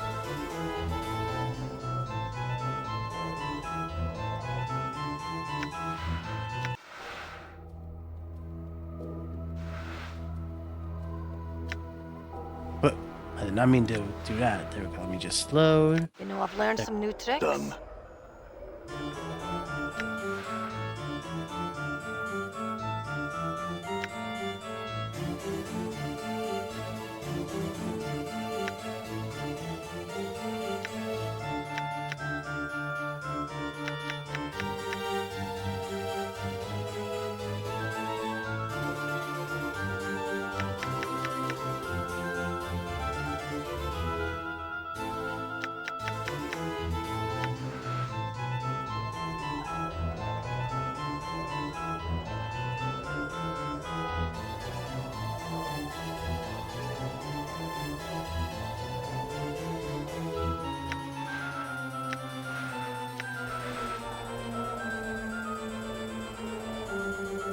The base of this aquatic blue stone has been sculpted so it appears to have melted into the pedestal it rests upon.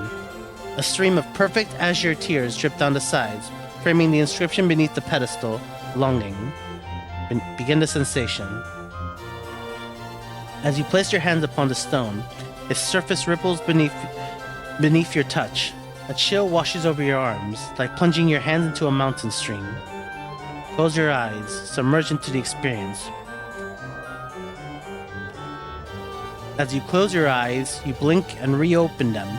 Your eyes are brimming with tears, and you are overcome with a terrible sensation of drowning. As the sensation rolls through you, there is a stirring in your breast, a hunger, poisonous like a serpent, biting into your heart, until you feel as if your breast will explode. You want desperately to steady yourself, focus, but all that comes to your eye is tears. Wipe away your tears. You raise your hand to wipe away your tears. Your hands are soft, delicate woman's hands. They brush the stray tears from your cheek, and you cup them in your hands, each of the tears like jewels shimmering in the lights. Turn to examine the lights. The lights are cast by candle globes that drift through your sanctuary. You have come to this place to gather your thoughts, to reflect on the past with an eye toward the future, to cleanse the mind before the coming journey. Yet, you cannot concentrate. Your thoughts remain in the present, trapped there by the terrible feeling that rives in your breast. What did he mean? Close your eyes. Sigh. You close your eyes, but his words echo in your mind 100, 1,000 times. Will he ever return? The sound is a whisper, an echo. Only you. Only you. Yet you hesitated at the brink of time's door, and he must have thought you afraid to go, but you were not. You were afraid to stay, and the fear, the serpent writhes in your breast again, its fangs biting into your heart, filling it to bursting with its poison. The tears come again, running down your cheeks in streams, his words echoing. Echo. Only you. Only you. Your eyes snap open. It is his voice. You whirl, and you gasp. He stands, powerful in the shadows, and he strides into the light of the drifting candled globes, and you feel the serpent writhing and dying.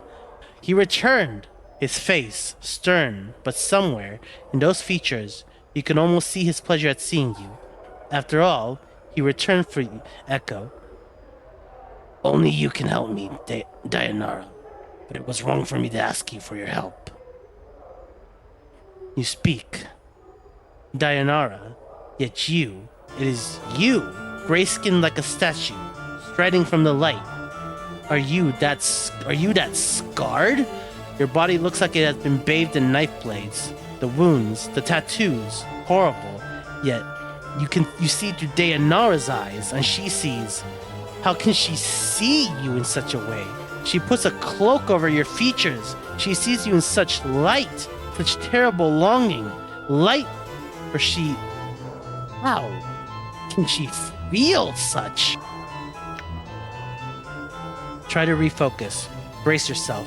Hold on to the experience. You feel your vision tearing, doubling until you are tearing, doubling until you are that man striding from the light. It is you, but not you. You feel yourself being torn. It is Dayanara's experience, but at the same time, it is also yours. And you... What? Echo. I ask too much of you to accompany me, Dayanara. I have no right to place you in such danger for my sake. It is your words, but they are a surgeon's words, chosen with cold skill, without a trace of emotion. With every word, you feel yourself sneering inside, knowing what the stricken girl will see next to her longing-stained eyes. And who are you, that person, that man, twisting her with your words, not knowing how powerful they are to her, like bolts from a ballista, piercing her breast, her. Yet she sees only relief at your return. How? How can she feel and not know you mean to? Echo, I have come to ask for your forgiveness, Dayanara. I shall return to you as soon as I am able. Your vision tears again, doubling and bleeding, until you are facing yourself again, trying desperately to speak, to warn Dayanara that this is not a man, but a creature that kills for his own needs.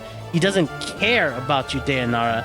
You are a tool to him, a tool he needs to. But Dayanara speaks, and you can't stop her. Echo, I would place myself in 1,000 dangers, embrace eternity for you, my love. I am not afraid. Listen to me. I will accompany you, though the plains themselves should bar.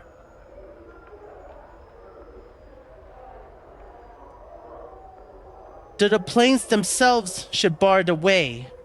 You feel yourself shattering, relief and satisfaction. His satisfaction at her words, knowing she would say them, always knowing, and her mission of love is like the slamming of a portcullis across your heart. Trapped. She is yours, but you must be certain, so you drive the nail home. Echo, the way is dangerous. You will have to be strong. Far stronger than you are now. Swimming through her mind, relief, the wave of relief, the end of longing, yet longing for him more at his words, not noticing his manipulations. All you need to be is strong, and his path shall be as one with yours. Your thoughts are like fires, for you can be strong, stronger than he knows. You know no fear. You would die for him. Echo, I can be strong, my love. I will. Her words slide off of him like water. The serpent in her breast, the one piercing her heart with its poison, has been replaced by this serpent in the flesh. She sees nothing of this, and his next words are planned, carefully, so carefully. Echo, I can't say if we'll succeed, Dayanara, but I'll do my best to protect you, and I will expect nothing less of the same from you. You may be required to make some sacrifices. At that final, terrible word, you feel yourself being torn apart. He means her harm. He means you harm, for you are her, and he means to hurt her. Yet you need her to be harmed. And you want to scream at her that she is in danger. Run, Dayanara, for his eyes unmake all things end. Echo, of course, my love. Life is sacrifice. This I have learned. You, she, her, you speak the words, and in it, you feel yourself dying inside. You are a spectator, and you have watched a woman die, for the words are a death sentence. Yet still, she speaks, unheeding, uncaring. Echo, I left a legacy in my father's keeping, my love. Ask for the 6, the 3rd, the K, and the S. In it, I bequeath everything to you. It's not much, but with it, I left... Updated my journal. You. Him. A wave of irritation washes over you. You clench your teeth to prevent the irritation from costing your features. Must she always continue to prattle, even when you do not prompt her? Must she... But no. Keep the irritation inside. Only a trace slips out. Echo, come now. I cannot die, Dayanara. There's no need for such foolishness. Her, you, she is overcome with fear. Fear that revolts you. And the fear wells up inside her. You as you watch him frown, and you hasten to correct him. He must know the reasons and know the wisdom behind them, so he is impressed with your planning. Speak. Speak before he turns away. Echo. I know I often act foolishly, my love, but you said yourself that you can forget things if you are badly hurt. There are things in the legacy that could help you remember should you forget yourself. Updated my journal. You coldly regard her through your eyes, tracing your gaze along her furrowed brow, wrinkled with worry, desperation. She has acted as you expected, yet there is something in what she says. Echo. Perhaps. Yet I hope nothing in this legacy is of value. I do not want you to leave any things here in some safe that could be of some use on our journey. Her illusion is shattered, just for a moment. You watch, silent, as the emotion falls to the ground, splintering like silvered glass. Of some use. Such a casual statement, yet even Dayanara sees, and you hope, just for a moment, you hope that she sees him for what he is. The serpent! The serpent! And your hope dies, as in Dayanara's eyes, the emotion is rebuilt, the slivers being drawn from the ground, the illusion rebuilt, but the slight sliver of pain remains. He thinks you have done something foolish, yet you did it for him. You must make amends. But how? You must convince him the legacy is unimportant. But it isn't. It isn't. It's everything. Echo. The legacy, my love. It just has a few things to help you remember. The scythe of words falls on Dayanara, so quick, so sharp, you cannot follow its arcing path. Echo. A legacy. The things you do, Dayanara, such romantic gestures. No matter. No! Dayanara, you have driven him away again, like you did the night before. You feel the serpent stirring again, reborn, curling around your heart. There is the softest of hisses that he does not hear. Echo. Would you wish to leave a legacy, my love? For yourself, or for anyone you would want to. It might help you remember if you left something for yourself, or for the ones you loved. The word scythe falls again, terrible and swift. Yet this time, the illusion holds, and the serpent is cloaked. The serpent is cunning, and it shall not reveal itself until it strikes. Echo. A legacy for myself? Not likely. Things I would leave for myself would not be safe in some advocate's office, Dayanara. But enough of this. I must leave. He is leaving! You must make him remain! And the experience swirls around you. Terrible. The spiraling toward the final scene. The question she wants to ask. Don't ask it, Dayanara! Don't ask it! Be silent! Be silent! Echo. My love, before you go.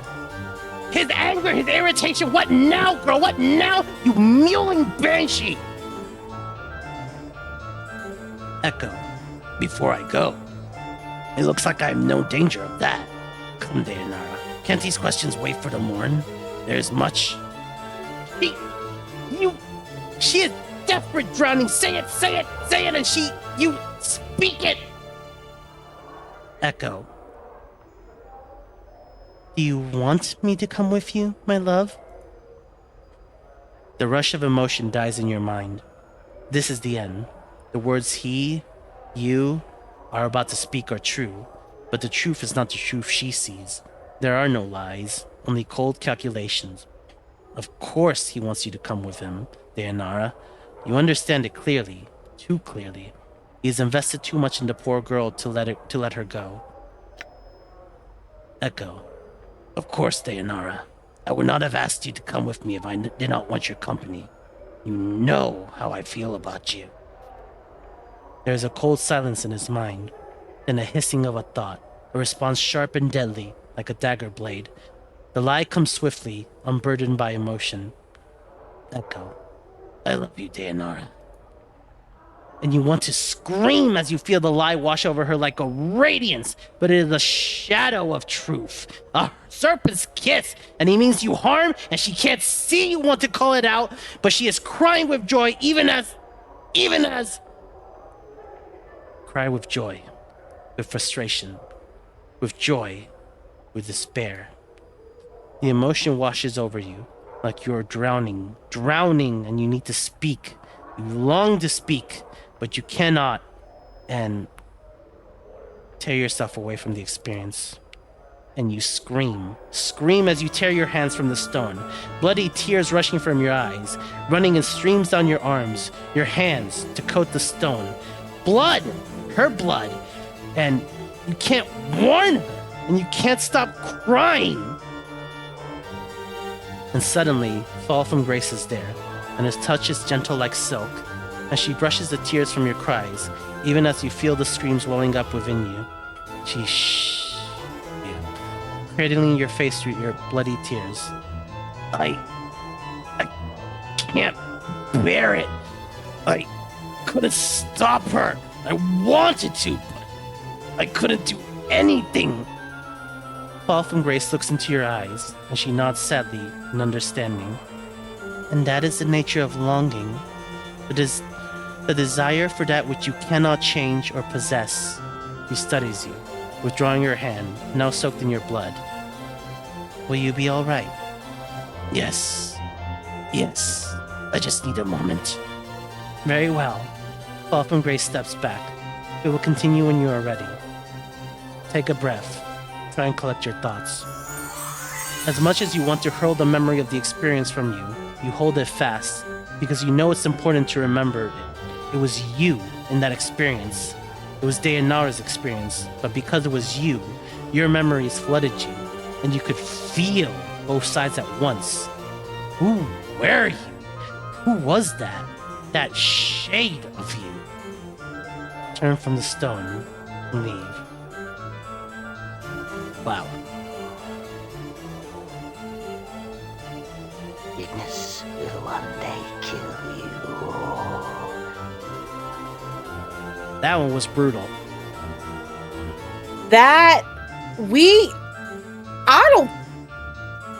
I think that he has some answering to do. Yeah. Because if I was her daddy and I found out, I'd find a way to kill him. Remember how her father was freaking grieving? I could see why. He smelled a snake, and the snake said, "Hey, I got your daughter." Yeah. Jesus. Sensory stone. This sickly green stone is securely fastened to the pedestal it rests upon. The inscription beneath it reads, "The Messenger." Begin the sensation. As you touch the stone, its green exterior sharpens, clashing, its brightness becoming more than you can bear. So much so, you close your eyes to shut it out. Close your eyes, submerge into the experience. As you close your eyes, you feel the skin along your arms become numb, as if all sensation is being bled from them. Tired. So tired. You try and blink, yet the darkness remains. Your lids feel soft and sluggish, unresponsive. You are sitting on what feels to be a dirt floor, and around you is a smell of coppery blood and herbs? Why are you here? You came here to... what? Your memory fails you, but you feel a growing panic beginning to well up within you. Try and get your bearings. Ah, awake now, are you? A questioning all done? The voice is an old woman's, thick and scratchy, as if it is trying to force its way past a thick layer of dust. Try as you might, you cannot open your eyes and see the woman, but you feel a shiver of fear. Something is wrong, terribly wrong. You try to respond, but all you can manage is a ragged croak. You can't feel your tongue. And your eyes? What's wrong with your eyes? Listen. Now, a see me you did, a spoke you did, and poorly, for the price you paid. The crone sounds amused. Then her tone drops sharply. No more of your questions. Now you will listen. And you will remember my word. For reminding me, you shall live. She hisses.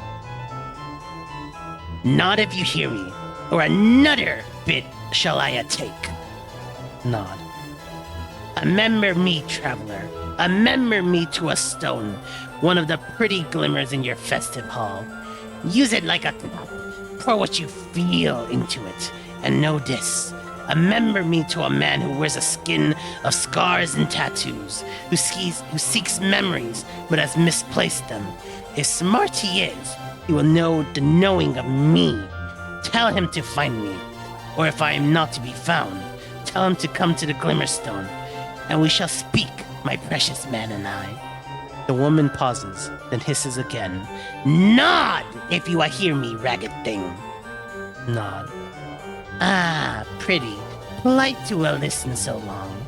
When he comes to the Glimmerstone, tell the man to speak my name, and your pain shall not have been in vain. The crone's voice trails off, as if distracted. You try to speak again, but there is only a sick gurgling noise. What happened? Who is this person? Why are you? And you begin to feel yourself slip into unconsciousness. Ravel? Ravel? Ravel! It is I! Updated my journal. There is silence. Ravel? Ah, my precious man. There is the slow shuffling of feet, and you feel a sharp pinprick in your left eye. You gasp, and suddenly, barely, you can see with your one and only eye. You lie in a gray hut upon a dirty floor where blood, your bright red blood, has seeped into the surrounding gray dust. Your arms are gone, your legs have been hacked off at the knees. Yet, you feel numbed, and there is only no pain, only fear. There is someone above you, someone looking down on you. Look up. As you look up through your body, through your bloody, blurred vision, you see a horrid bluish gray face, grinning with yellow tusks. Ravel is pleased. Wondering I was if this messenger would make it, for weak he was when his bits were placed on my plate. She holds up a talon in front of you, and impaled on the tip of it is an eyeball, the right one. Yet to the festival he returned, it seems, and our time together has he shared, and now you have come. Success! Ravel, I have many questions for you. The crone shakes her head, your blurred vision seeing 3 images at once. Her grayish hair is like brambles, drifting down her shoulders. No, only time for answers does Ravel have. And she has no time to waste with your guess questions. Know this, and in the knowing grows strong. You must find me, my precious man. But how? I do not know. Updated my journal. I am beyond knowing, in a lady's place. Now shh and listen to Ravel, for there is much you must do.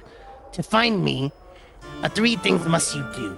Find the door, know the key, then unlock the key. Door? The door is not a finished thing, at least when I last gazed upon it, But in the passing of time, perhaps now well wrought it is. Go to the place of forges and steel. Perhaps there you will find a door that takes one to me.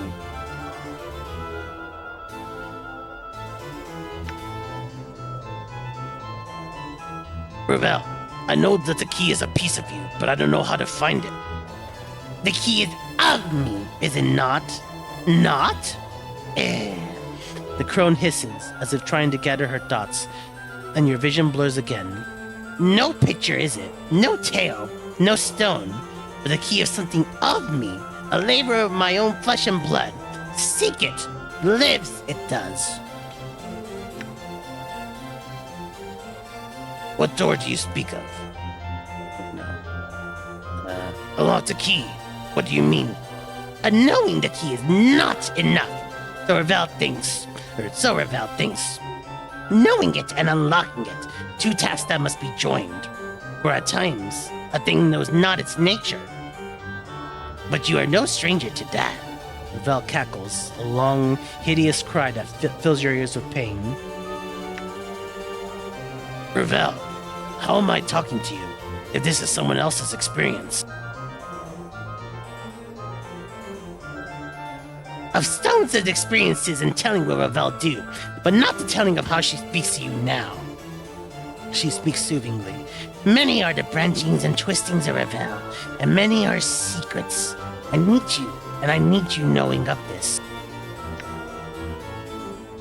Farewell, Ravel. Return. I will give what help I can. Ravel gives his final smile, a horrible, yellow-fanged grin. A blackish tongue darts from her lips and lingers at the edge, teasing. But in the end, only the one question remains. What do you mean, Ravel? Only one question, this I ask. Ravel's eyes blaze like fires, the red light turning her face blood red. What can change the nature of a man?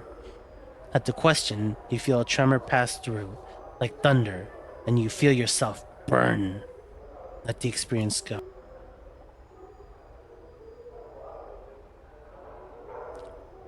Your vision clears until you are standing once again before the hideously green stone. It looks different than before, more horrid somehow. Try and shake off the experience. Leave.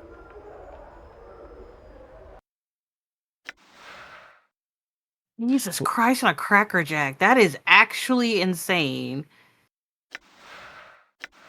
Well, I imagine the key is Kesai Ceres, since she's probably a daughter of Ravel.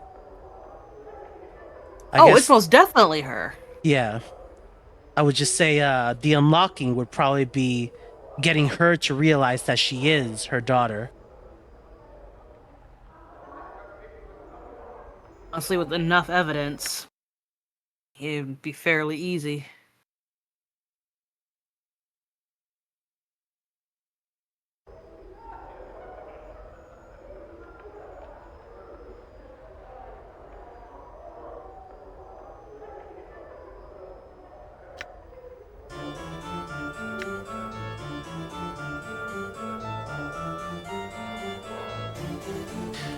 Ravel, I've returned. There is silence. Ravel?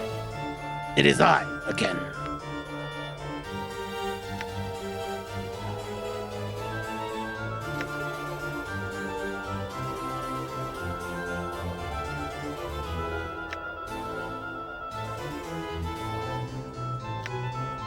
Never mind.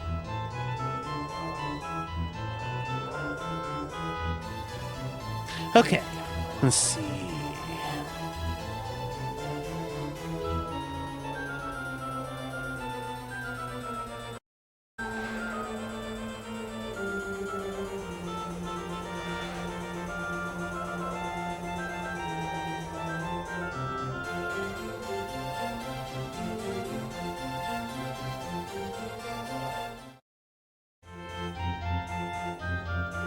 All right.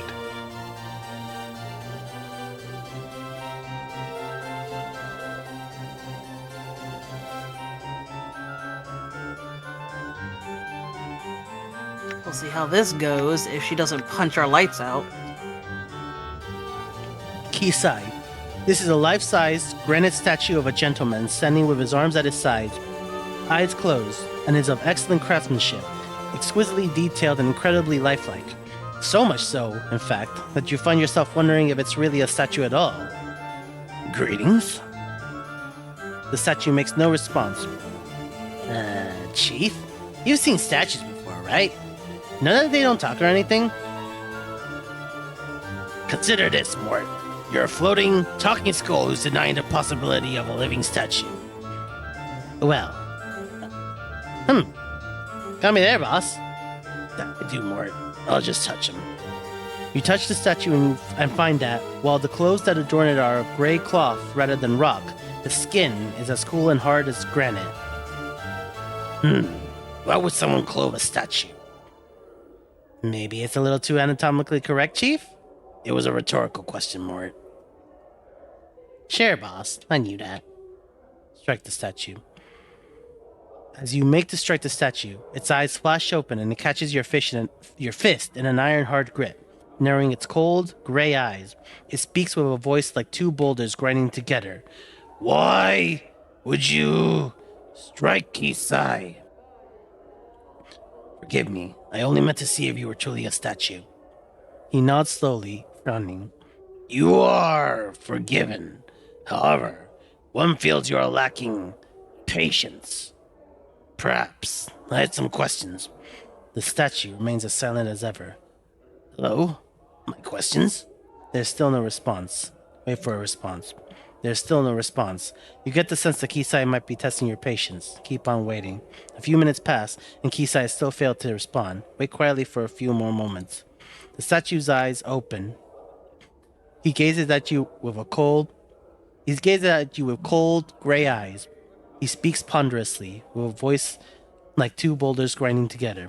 Your patience is noted. Kisai would speak with you now. Mort rolls his eyes and makes a gagging noise. Powers? No, not a Brooks that talks like this.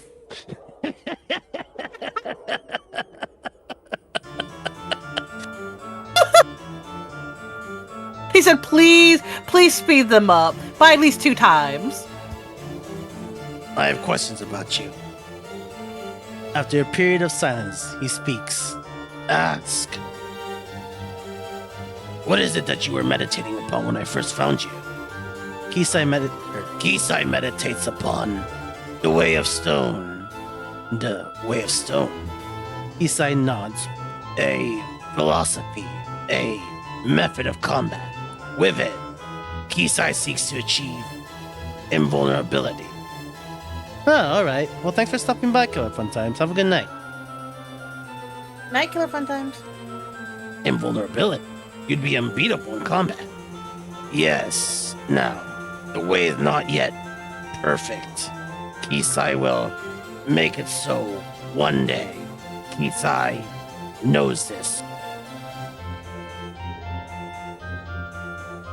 Can you tell me what you've discovered so far? Kisai nods. No one has asked. Kisai just shares knowledge of the way. Kisai shall do this now. He begins to speak at length, slowly and carefully.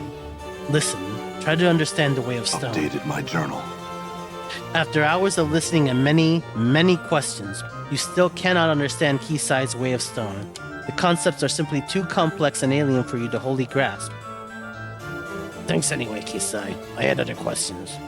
Just when you think he hasn't hurt you, he replies, Ask.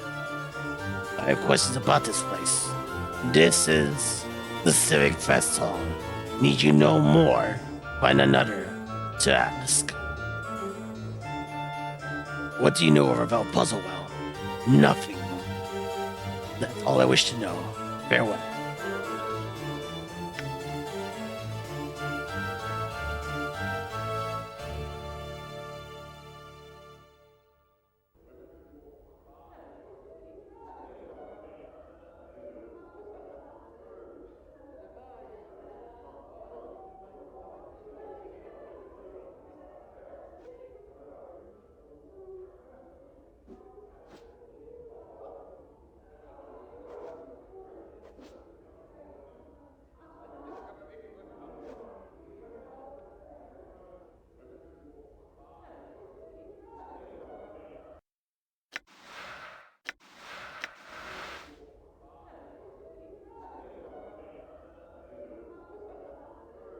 Eli Havelock.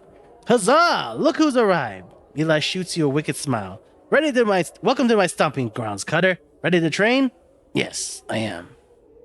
I've little to teach you if you've already been trained, Cutter. If you've strayed from the scout's path, though, I can always show you the way again. I understand. Farewell, Eli.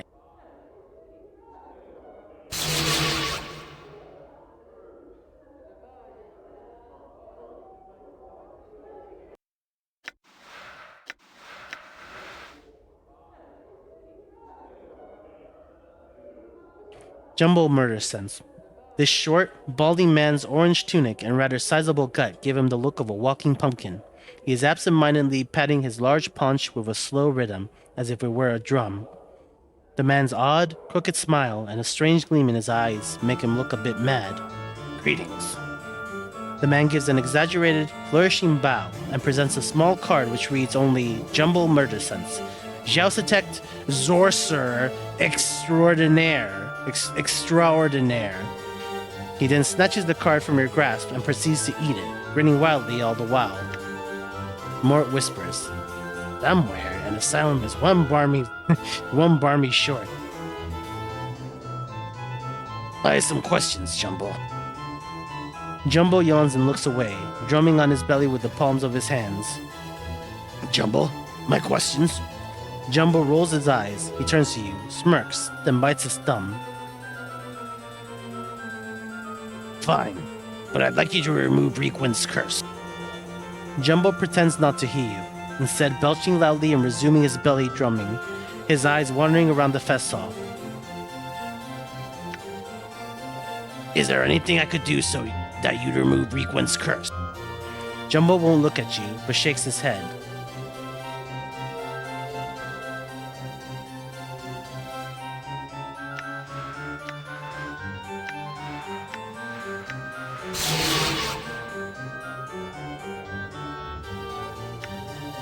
Truth.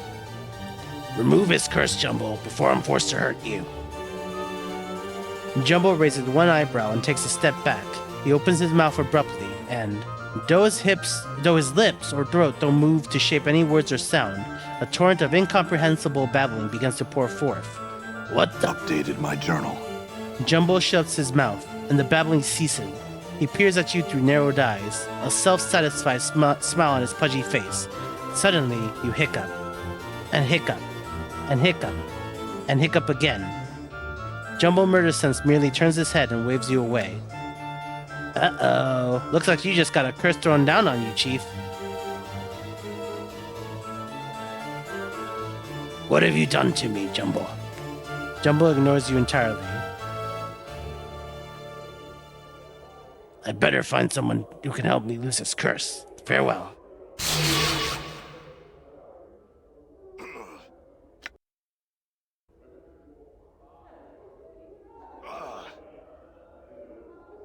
Being cursed with that particular thing is, Yes. well, yeah.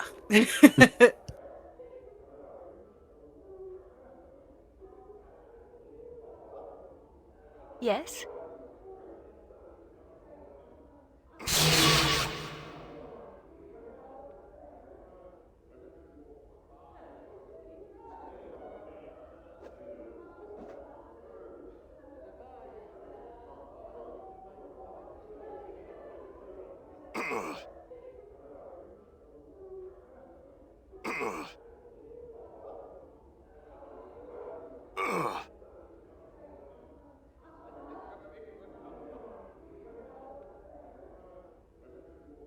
Jolmy turns her hard eyes on you. There's a glint of recognition as they pass over your face. Yes? I have some questions, Jolmy. Jolmy shakes her head. There are others who might answer your questions. I would ask that you find one and lead me to my search. Farewell.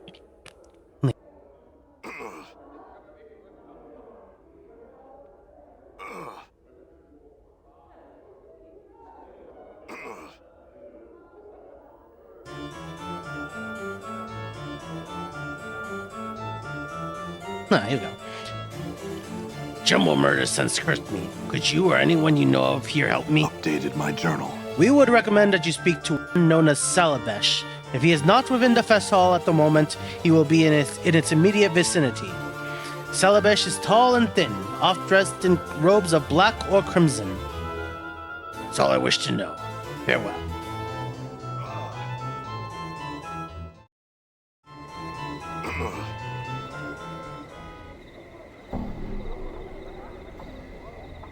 You see Salabesh the Onyx. He makes a brief but graceful half-bow. Again you stand before me. Yes, I had some questions. About what? Not the ward and the like, I hope. Plenty of more common folk could answer such questions, and I'd just as soon direct you to one of them.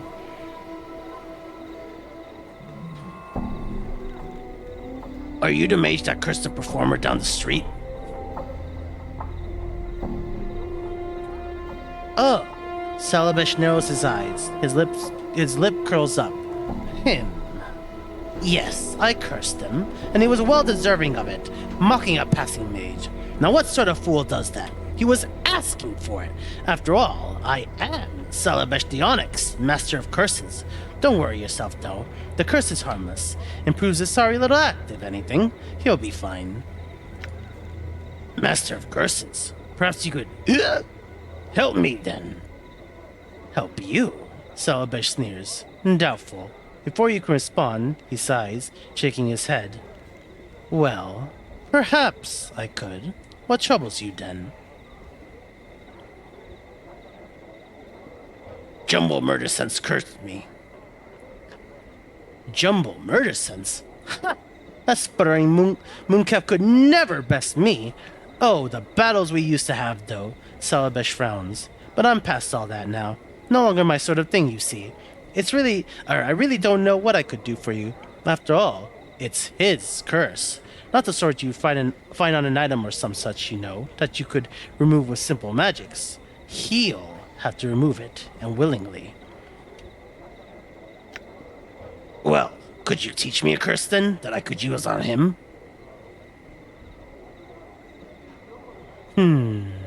Well, I don't normally do that. I keep my curses to myself, you know. And besides, even a single curse would take one a long, long while to learn. More time than I'd care to spend on it.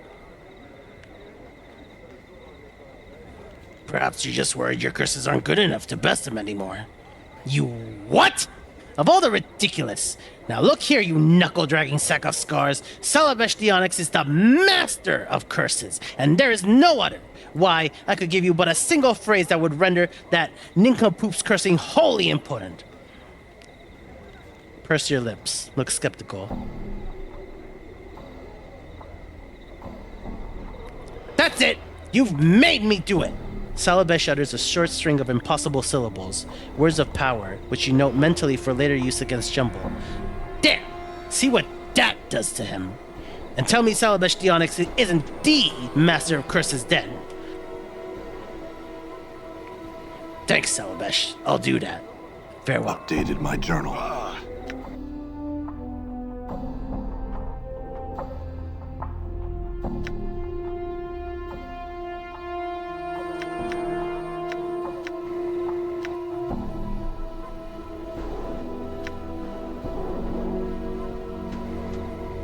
Done.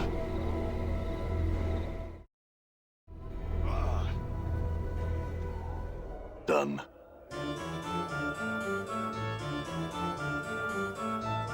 This is gonna be good.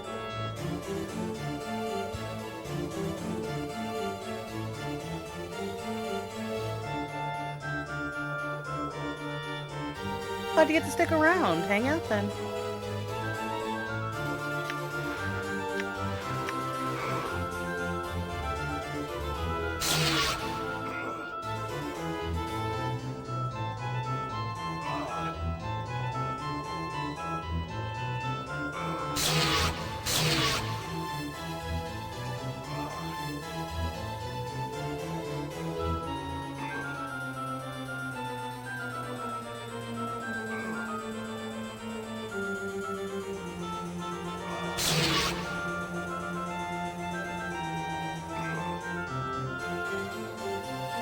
I'm not sure. Oh, there you go.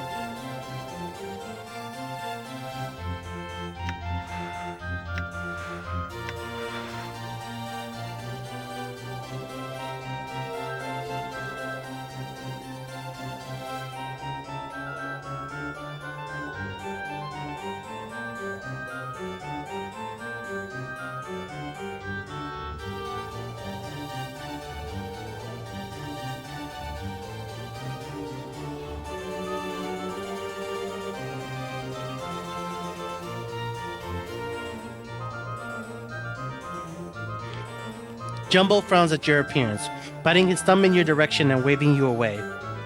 Jumbo, I need you to remove the curse you put on me. He rolls his eyes and yawns pointedly.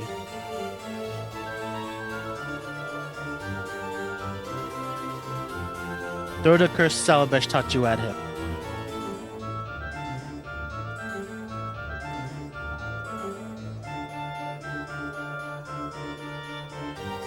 Jumbo stares at you with a somewhat skeptical expression as you speak the arcane syllables of Salabesh's curse.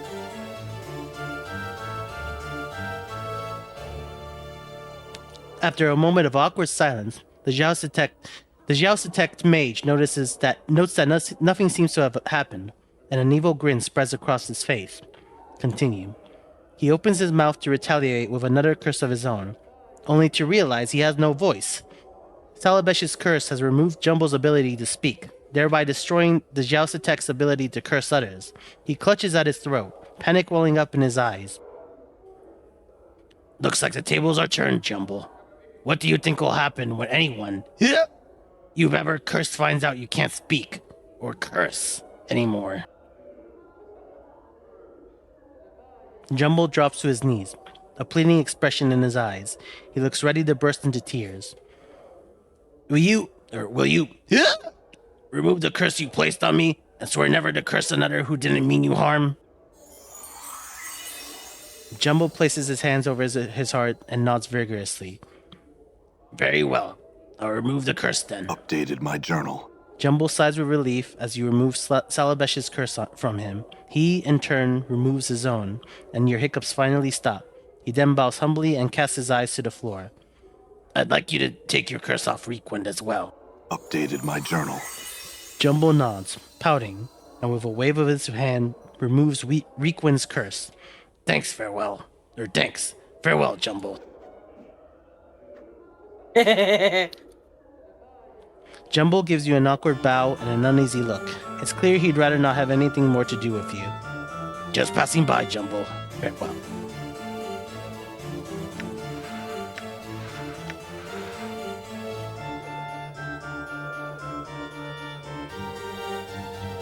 Having that man terrified now.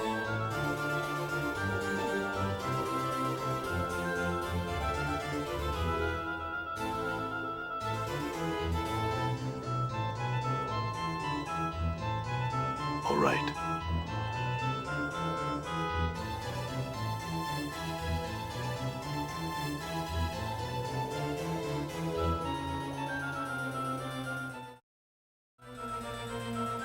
I'm gone.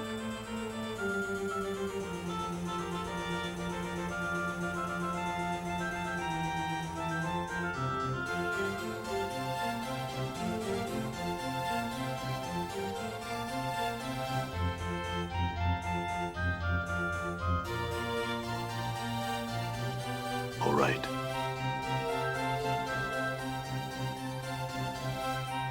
How do you think we're gonna convince Ravel's daughter? Made some I sort really of couldn't say yet, but what I can say is that there's still the under sigil area that we haven't explored at all yet. Oh, that is very, very, very true.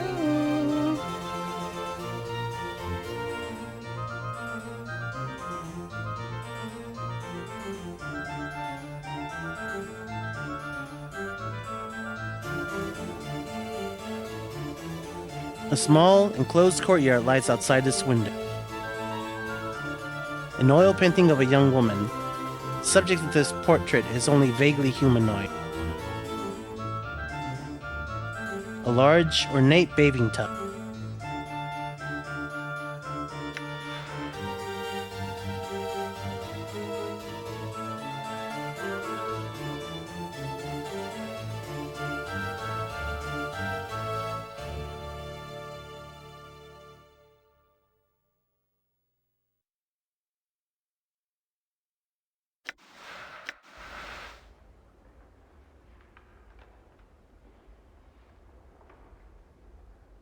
Unfulfilled desire. The woman before you is incredibly attractive. There is some intangible aura about her that makes you want to speak to her. As you step up to her, she glances at you coyly, then she gives a knowing smile. Greetings. You want something? Yes? She hisses the yes, drawing it out slowly, sensually, from between her teeth. I can help. Name your desire, and I shall provide it. I love the Festal. The woman ignores Mort. Her eyes locked with yours. She smiles, awaiting your response.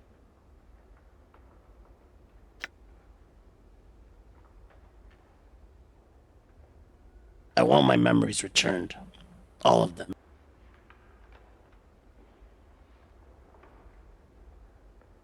She smiles.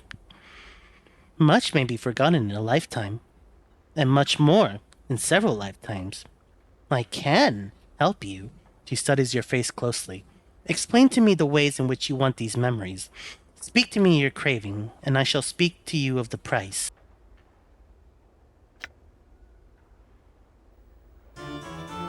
What proof do you have that she could return them to me?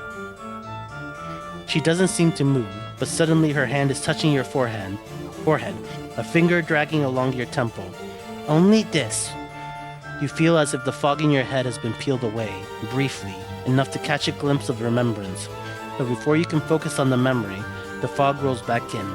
Only this. Only tell me why you desire it. Speak to me your craving, and I shall speak to you of the price. Describe the way in which you want your memories back. As you speak, her smile fades, and she leans forward attentively, her eyes ravaging your features as you speak. Her presence compels you to speak more than you normally would, and after a few moments, her eyes flutter closed as she gives a sharp intake of breath. Suddenly, the desire for your memories begins to wane. Your want slowly drains out of you, leaving only a cold emptiness in its wake. She opens her eyes again as you stop speaking. What is wrong, traveler? Do you no longer want your memories returned to you? No. I mean, yes. What have you done to me? She seems perplexed. Whatever do you mean? Despite her innocent demeanor, you're certain something unnatural has occurred. You have somehow siphoned off some part of your desire, stolen it away from some ghastly collection of wants, or perhaps to feed upon. Had you finished speaking of your desire, you're certain it would have been lost forever to you. Come now. Is there something else you want then? Tell me of it. I best not. Farewell, unfulfilled desire. Done. Aye? Might as well. Done.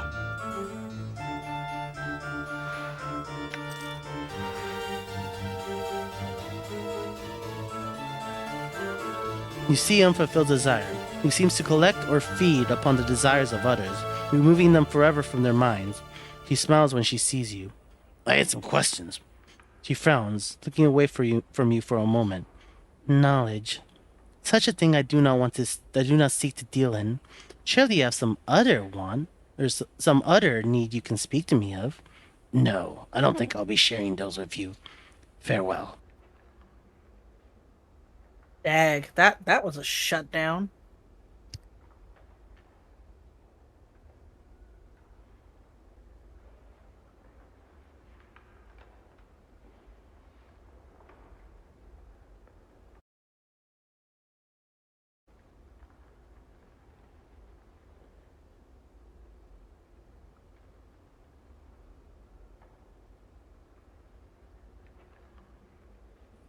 Fest Hall Room Clerk. The attractive young woman smiles pleasantly. Greetings, sir. She closes her eyes and flips through a large ledger, stopping at what seems to be a random page and opening her eyes once more. Ah, here's your room key. She hands you a small key. The easternmost chamber's been waiting quite some time for your return. Would you like to rest now, sir?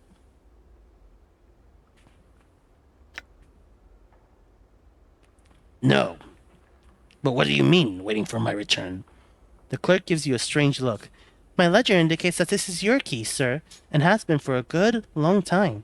If that is not so, then perhaps I'm merely mistaken. Would you like to rest now, sir? Yes, that'd be nice.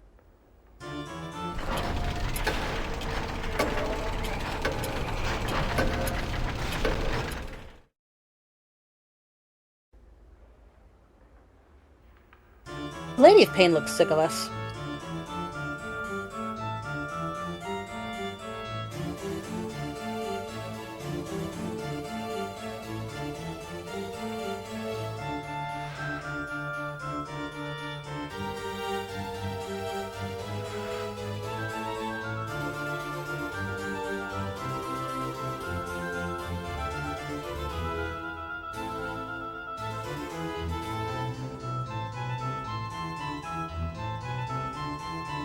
I'm gone.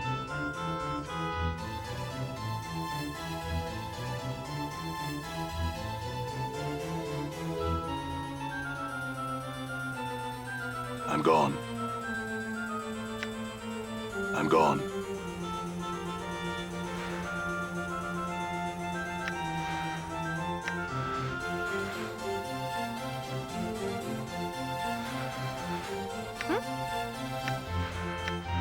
Right.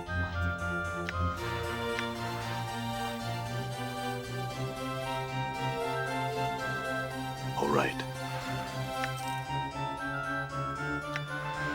Ready. Right.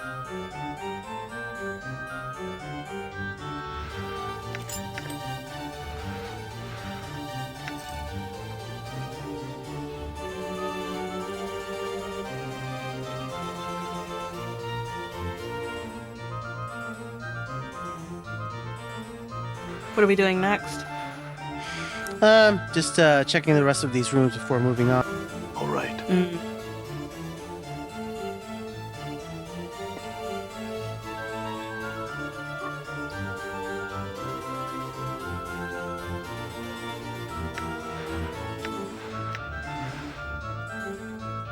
I'm here. Right.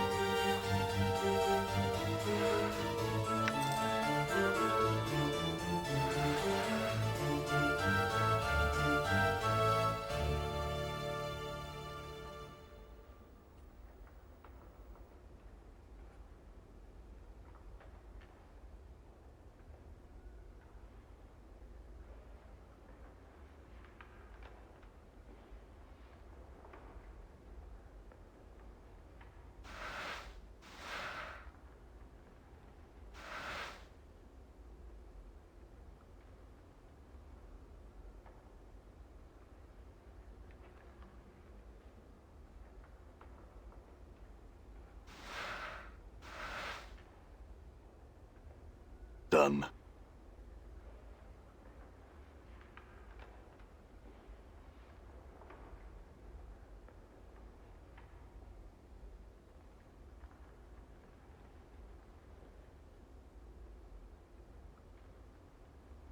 Aye, what? Why not? All right.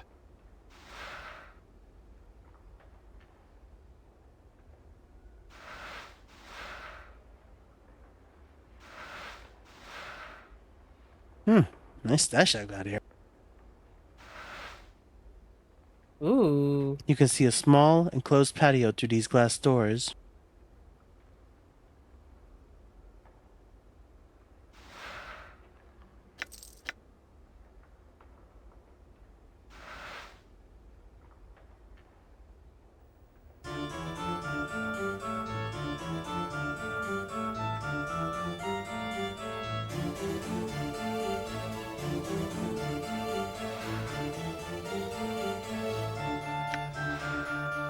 Dodecahedron.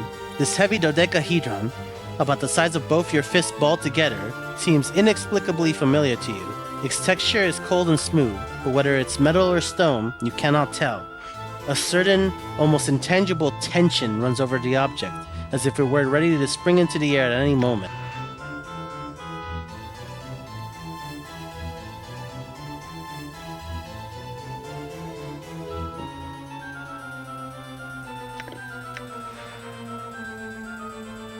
Scroll of Fire and Ice.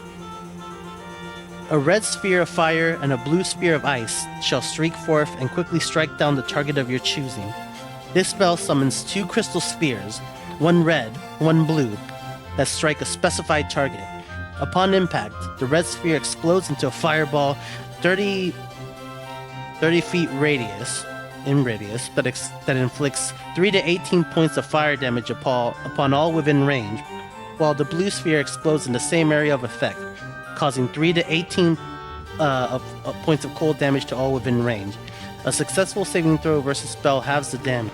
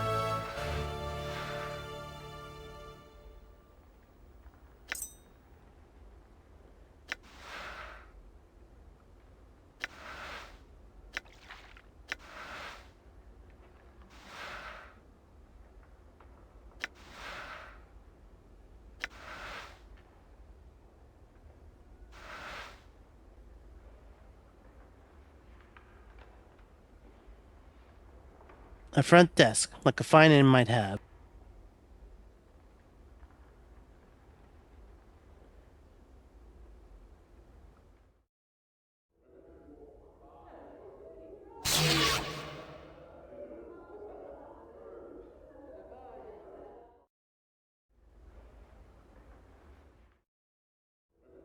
All right.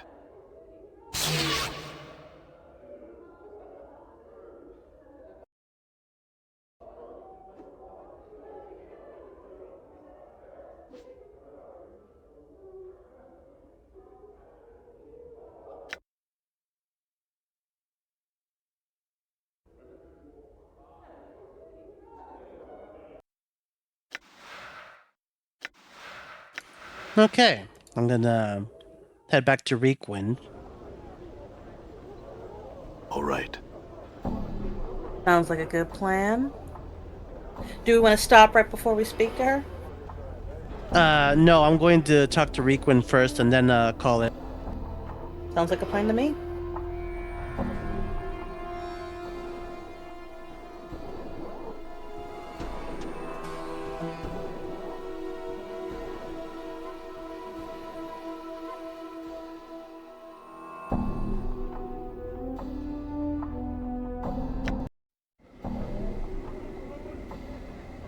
I'm gone.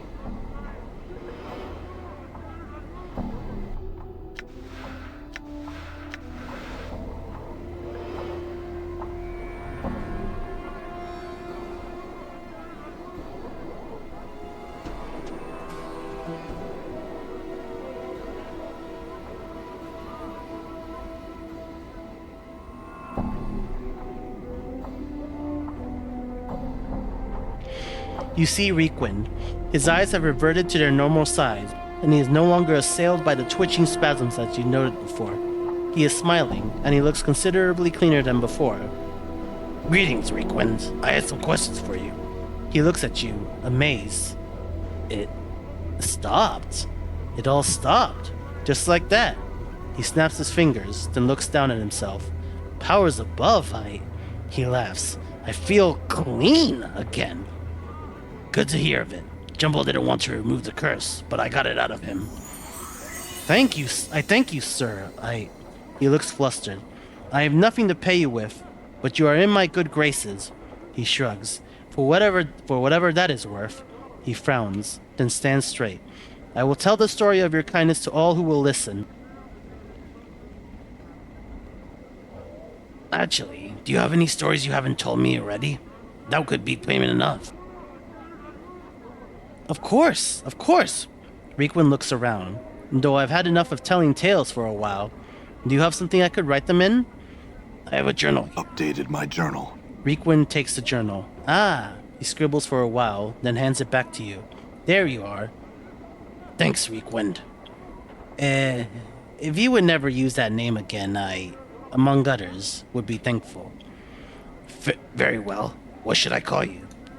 My name is... He suddenly catches himself and smiles. No, perhaps I shall keep that to myself this time. He nods respectfully to you. Thank you again, good sir. Farewell.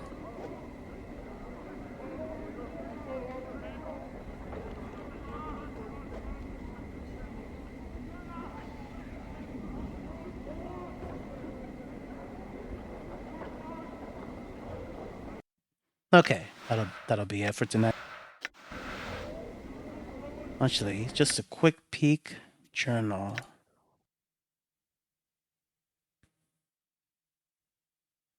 Here we go. Yeah, I'll have to take a look at this next. Actually, no, I'm gonna read this now because I get the feeling I'll forget this if I don't do it now. Day 41, Hour 4.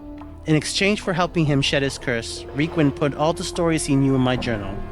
The first of the stories was a tale of the Alley of Dangerous Angles, the alleyway near where he'd set up Kip. It used to be a street, but a great fire raged through it one night, setting the buildings and people aflame, leaving just the skeletal frames of the houses and their residents. The broken timbers of the old burnt buildings are what give the alley its name. Apparently, several groups of thugs have now taken up residence there. The second tale was the story of Ignis, the mad sorcerer who was responsible for creating the Alley of Dangerous Angles. Ignis was a powerful sorcerer who had been taught by one of the last of the great magi, and he burned with the art. So much so it drove him to burning people and buildings when the urge struck him. One night, he unleashed his power on one of the streets in the hive, burning it down and torching the residents. Whether out of revenge or justice, several minor mages in the hive banded together and used their combined knowing of the art to turn Ignis's body into a conduit of the elemental plane of fire.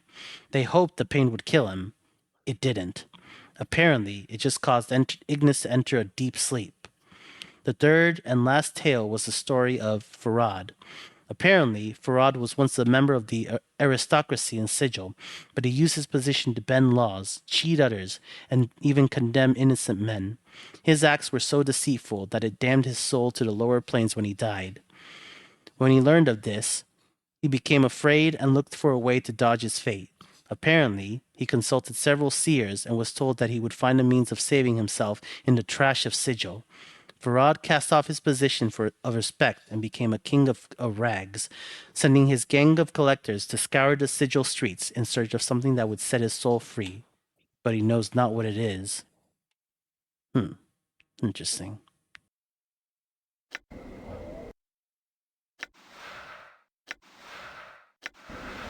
Okay, that's definitely it now. No worries. This was a really good stream. We got so much done in a short time span. Yeah. And the amount we have figured out about the nameless one, he was not a kind person in several of his iterations. Yeah. Yeah, I mean, I do get the feeling that the Nameless One, across however many incarnations he's had, has run the gamut of all the alignments. I'm inclined to agree. We're seeing the worst of them, though, that's for sure. Dayanara, the poor thing. Yeah. But anyways, thank you everybody who came. Even if it was just to lurk, like any if you're here at all in any capacity, we appreciate you. And as always, we stream on Mondays at 6 p.m. Eastern time for 3 hours.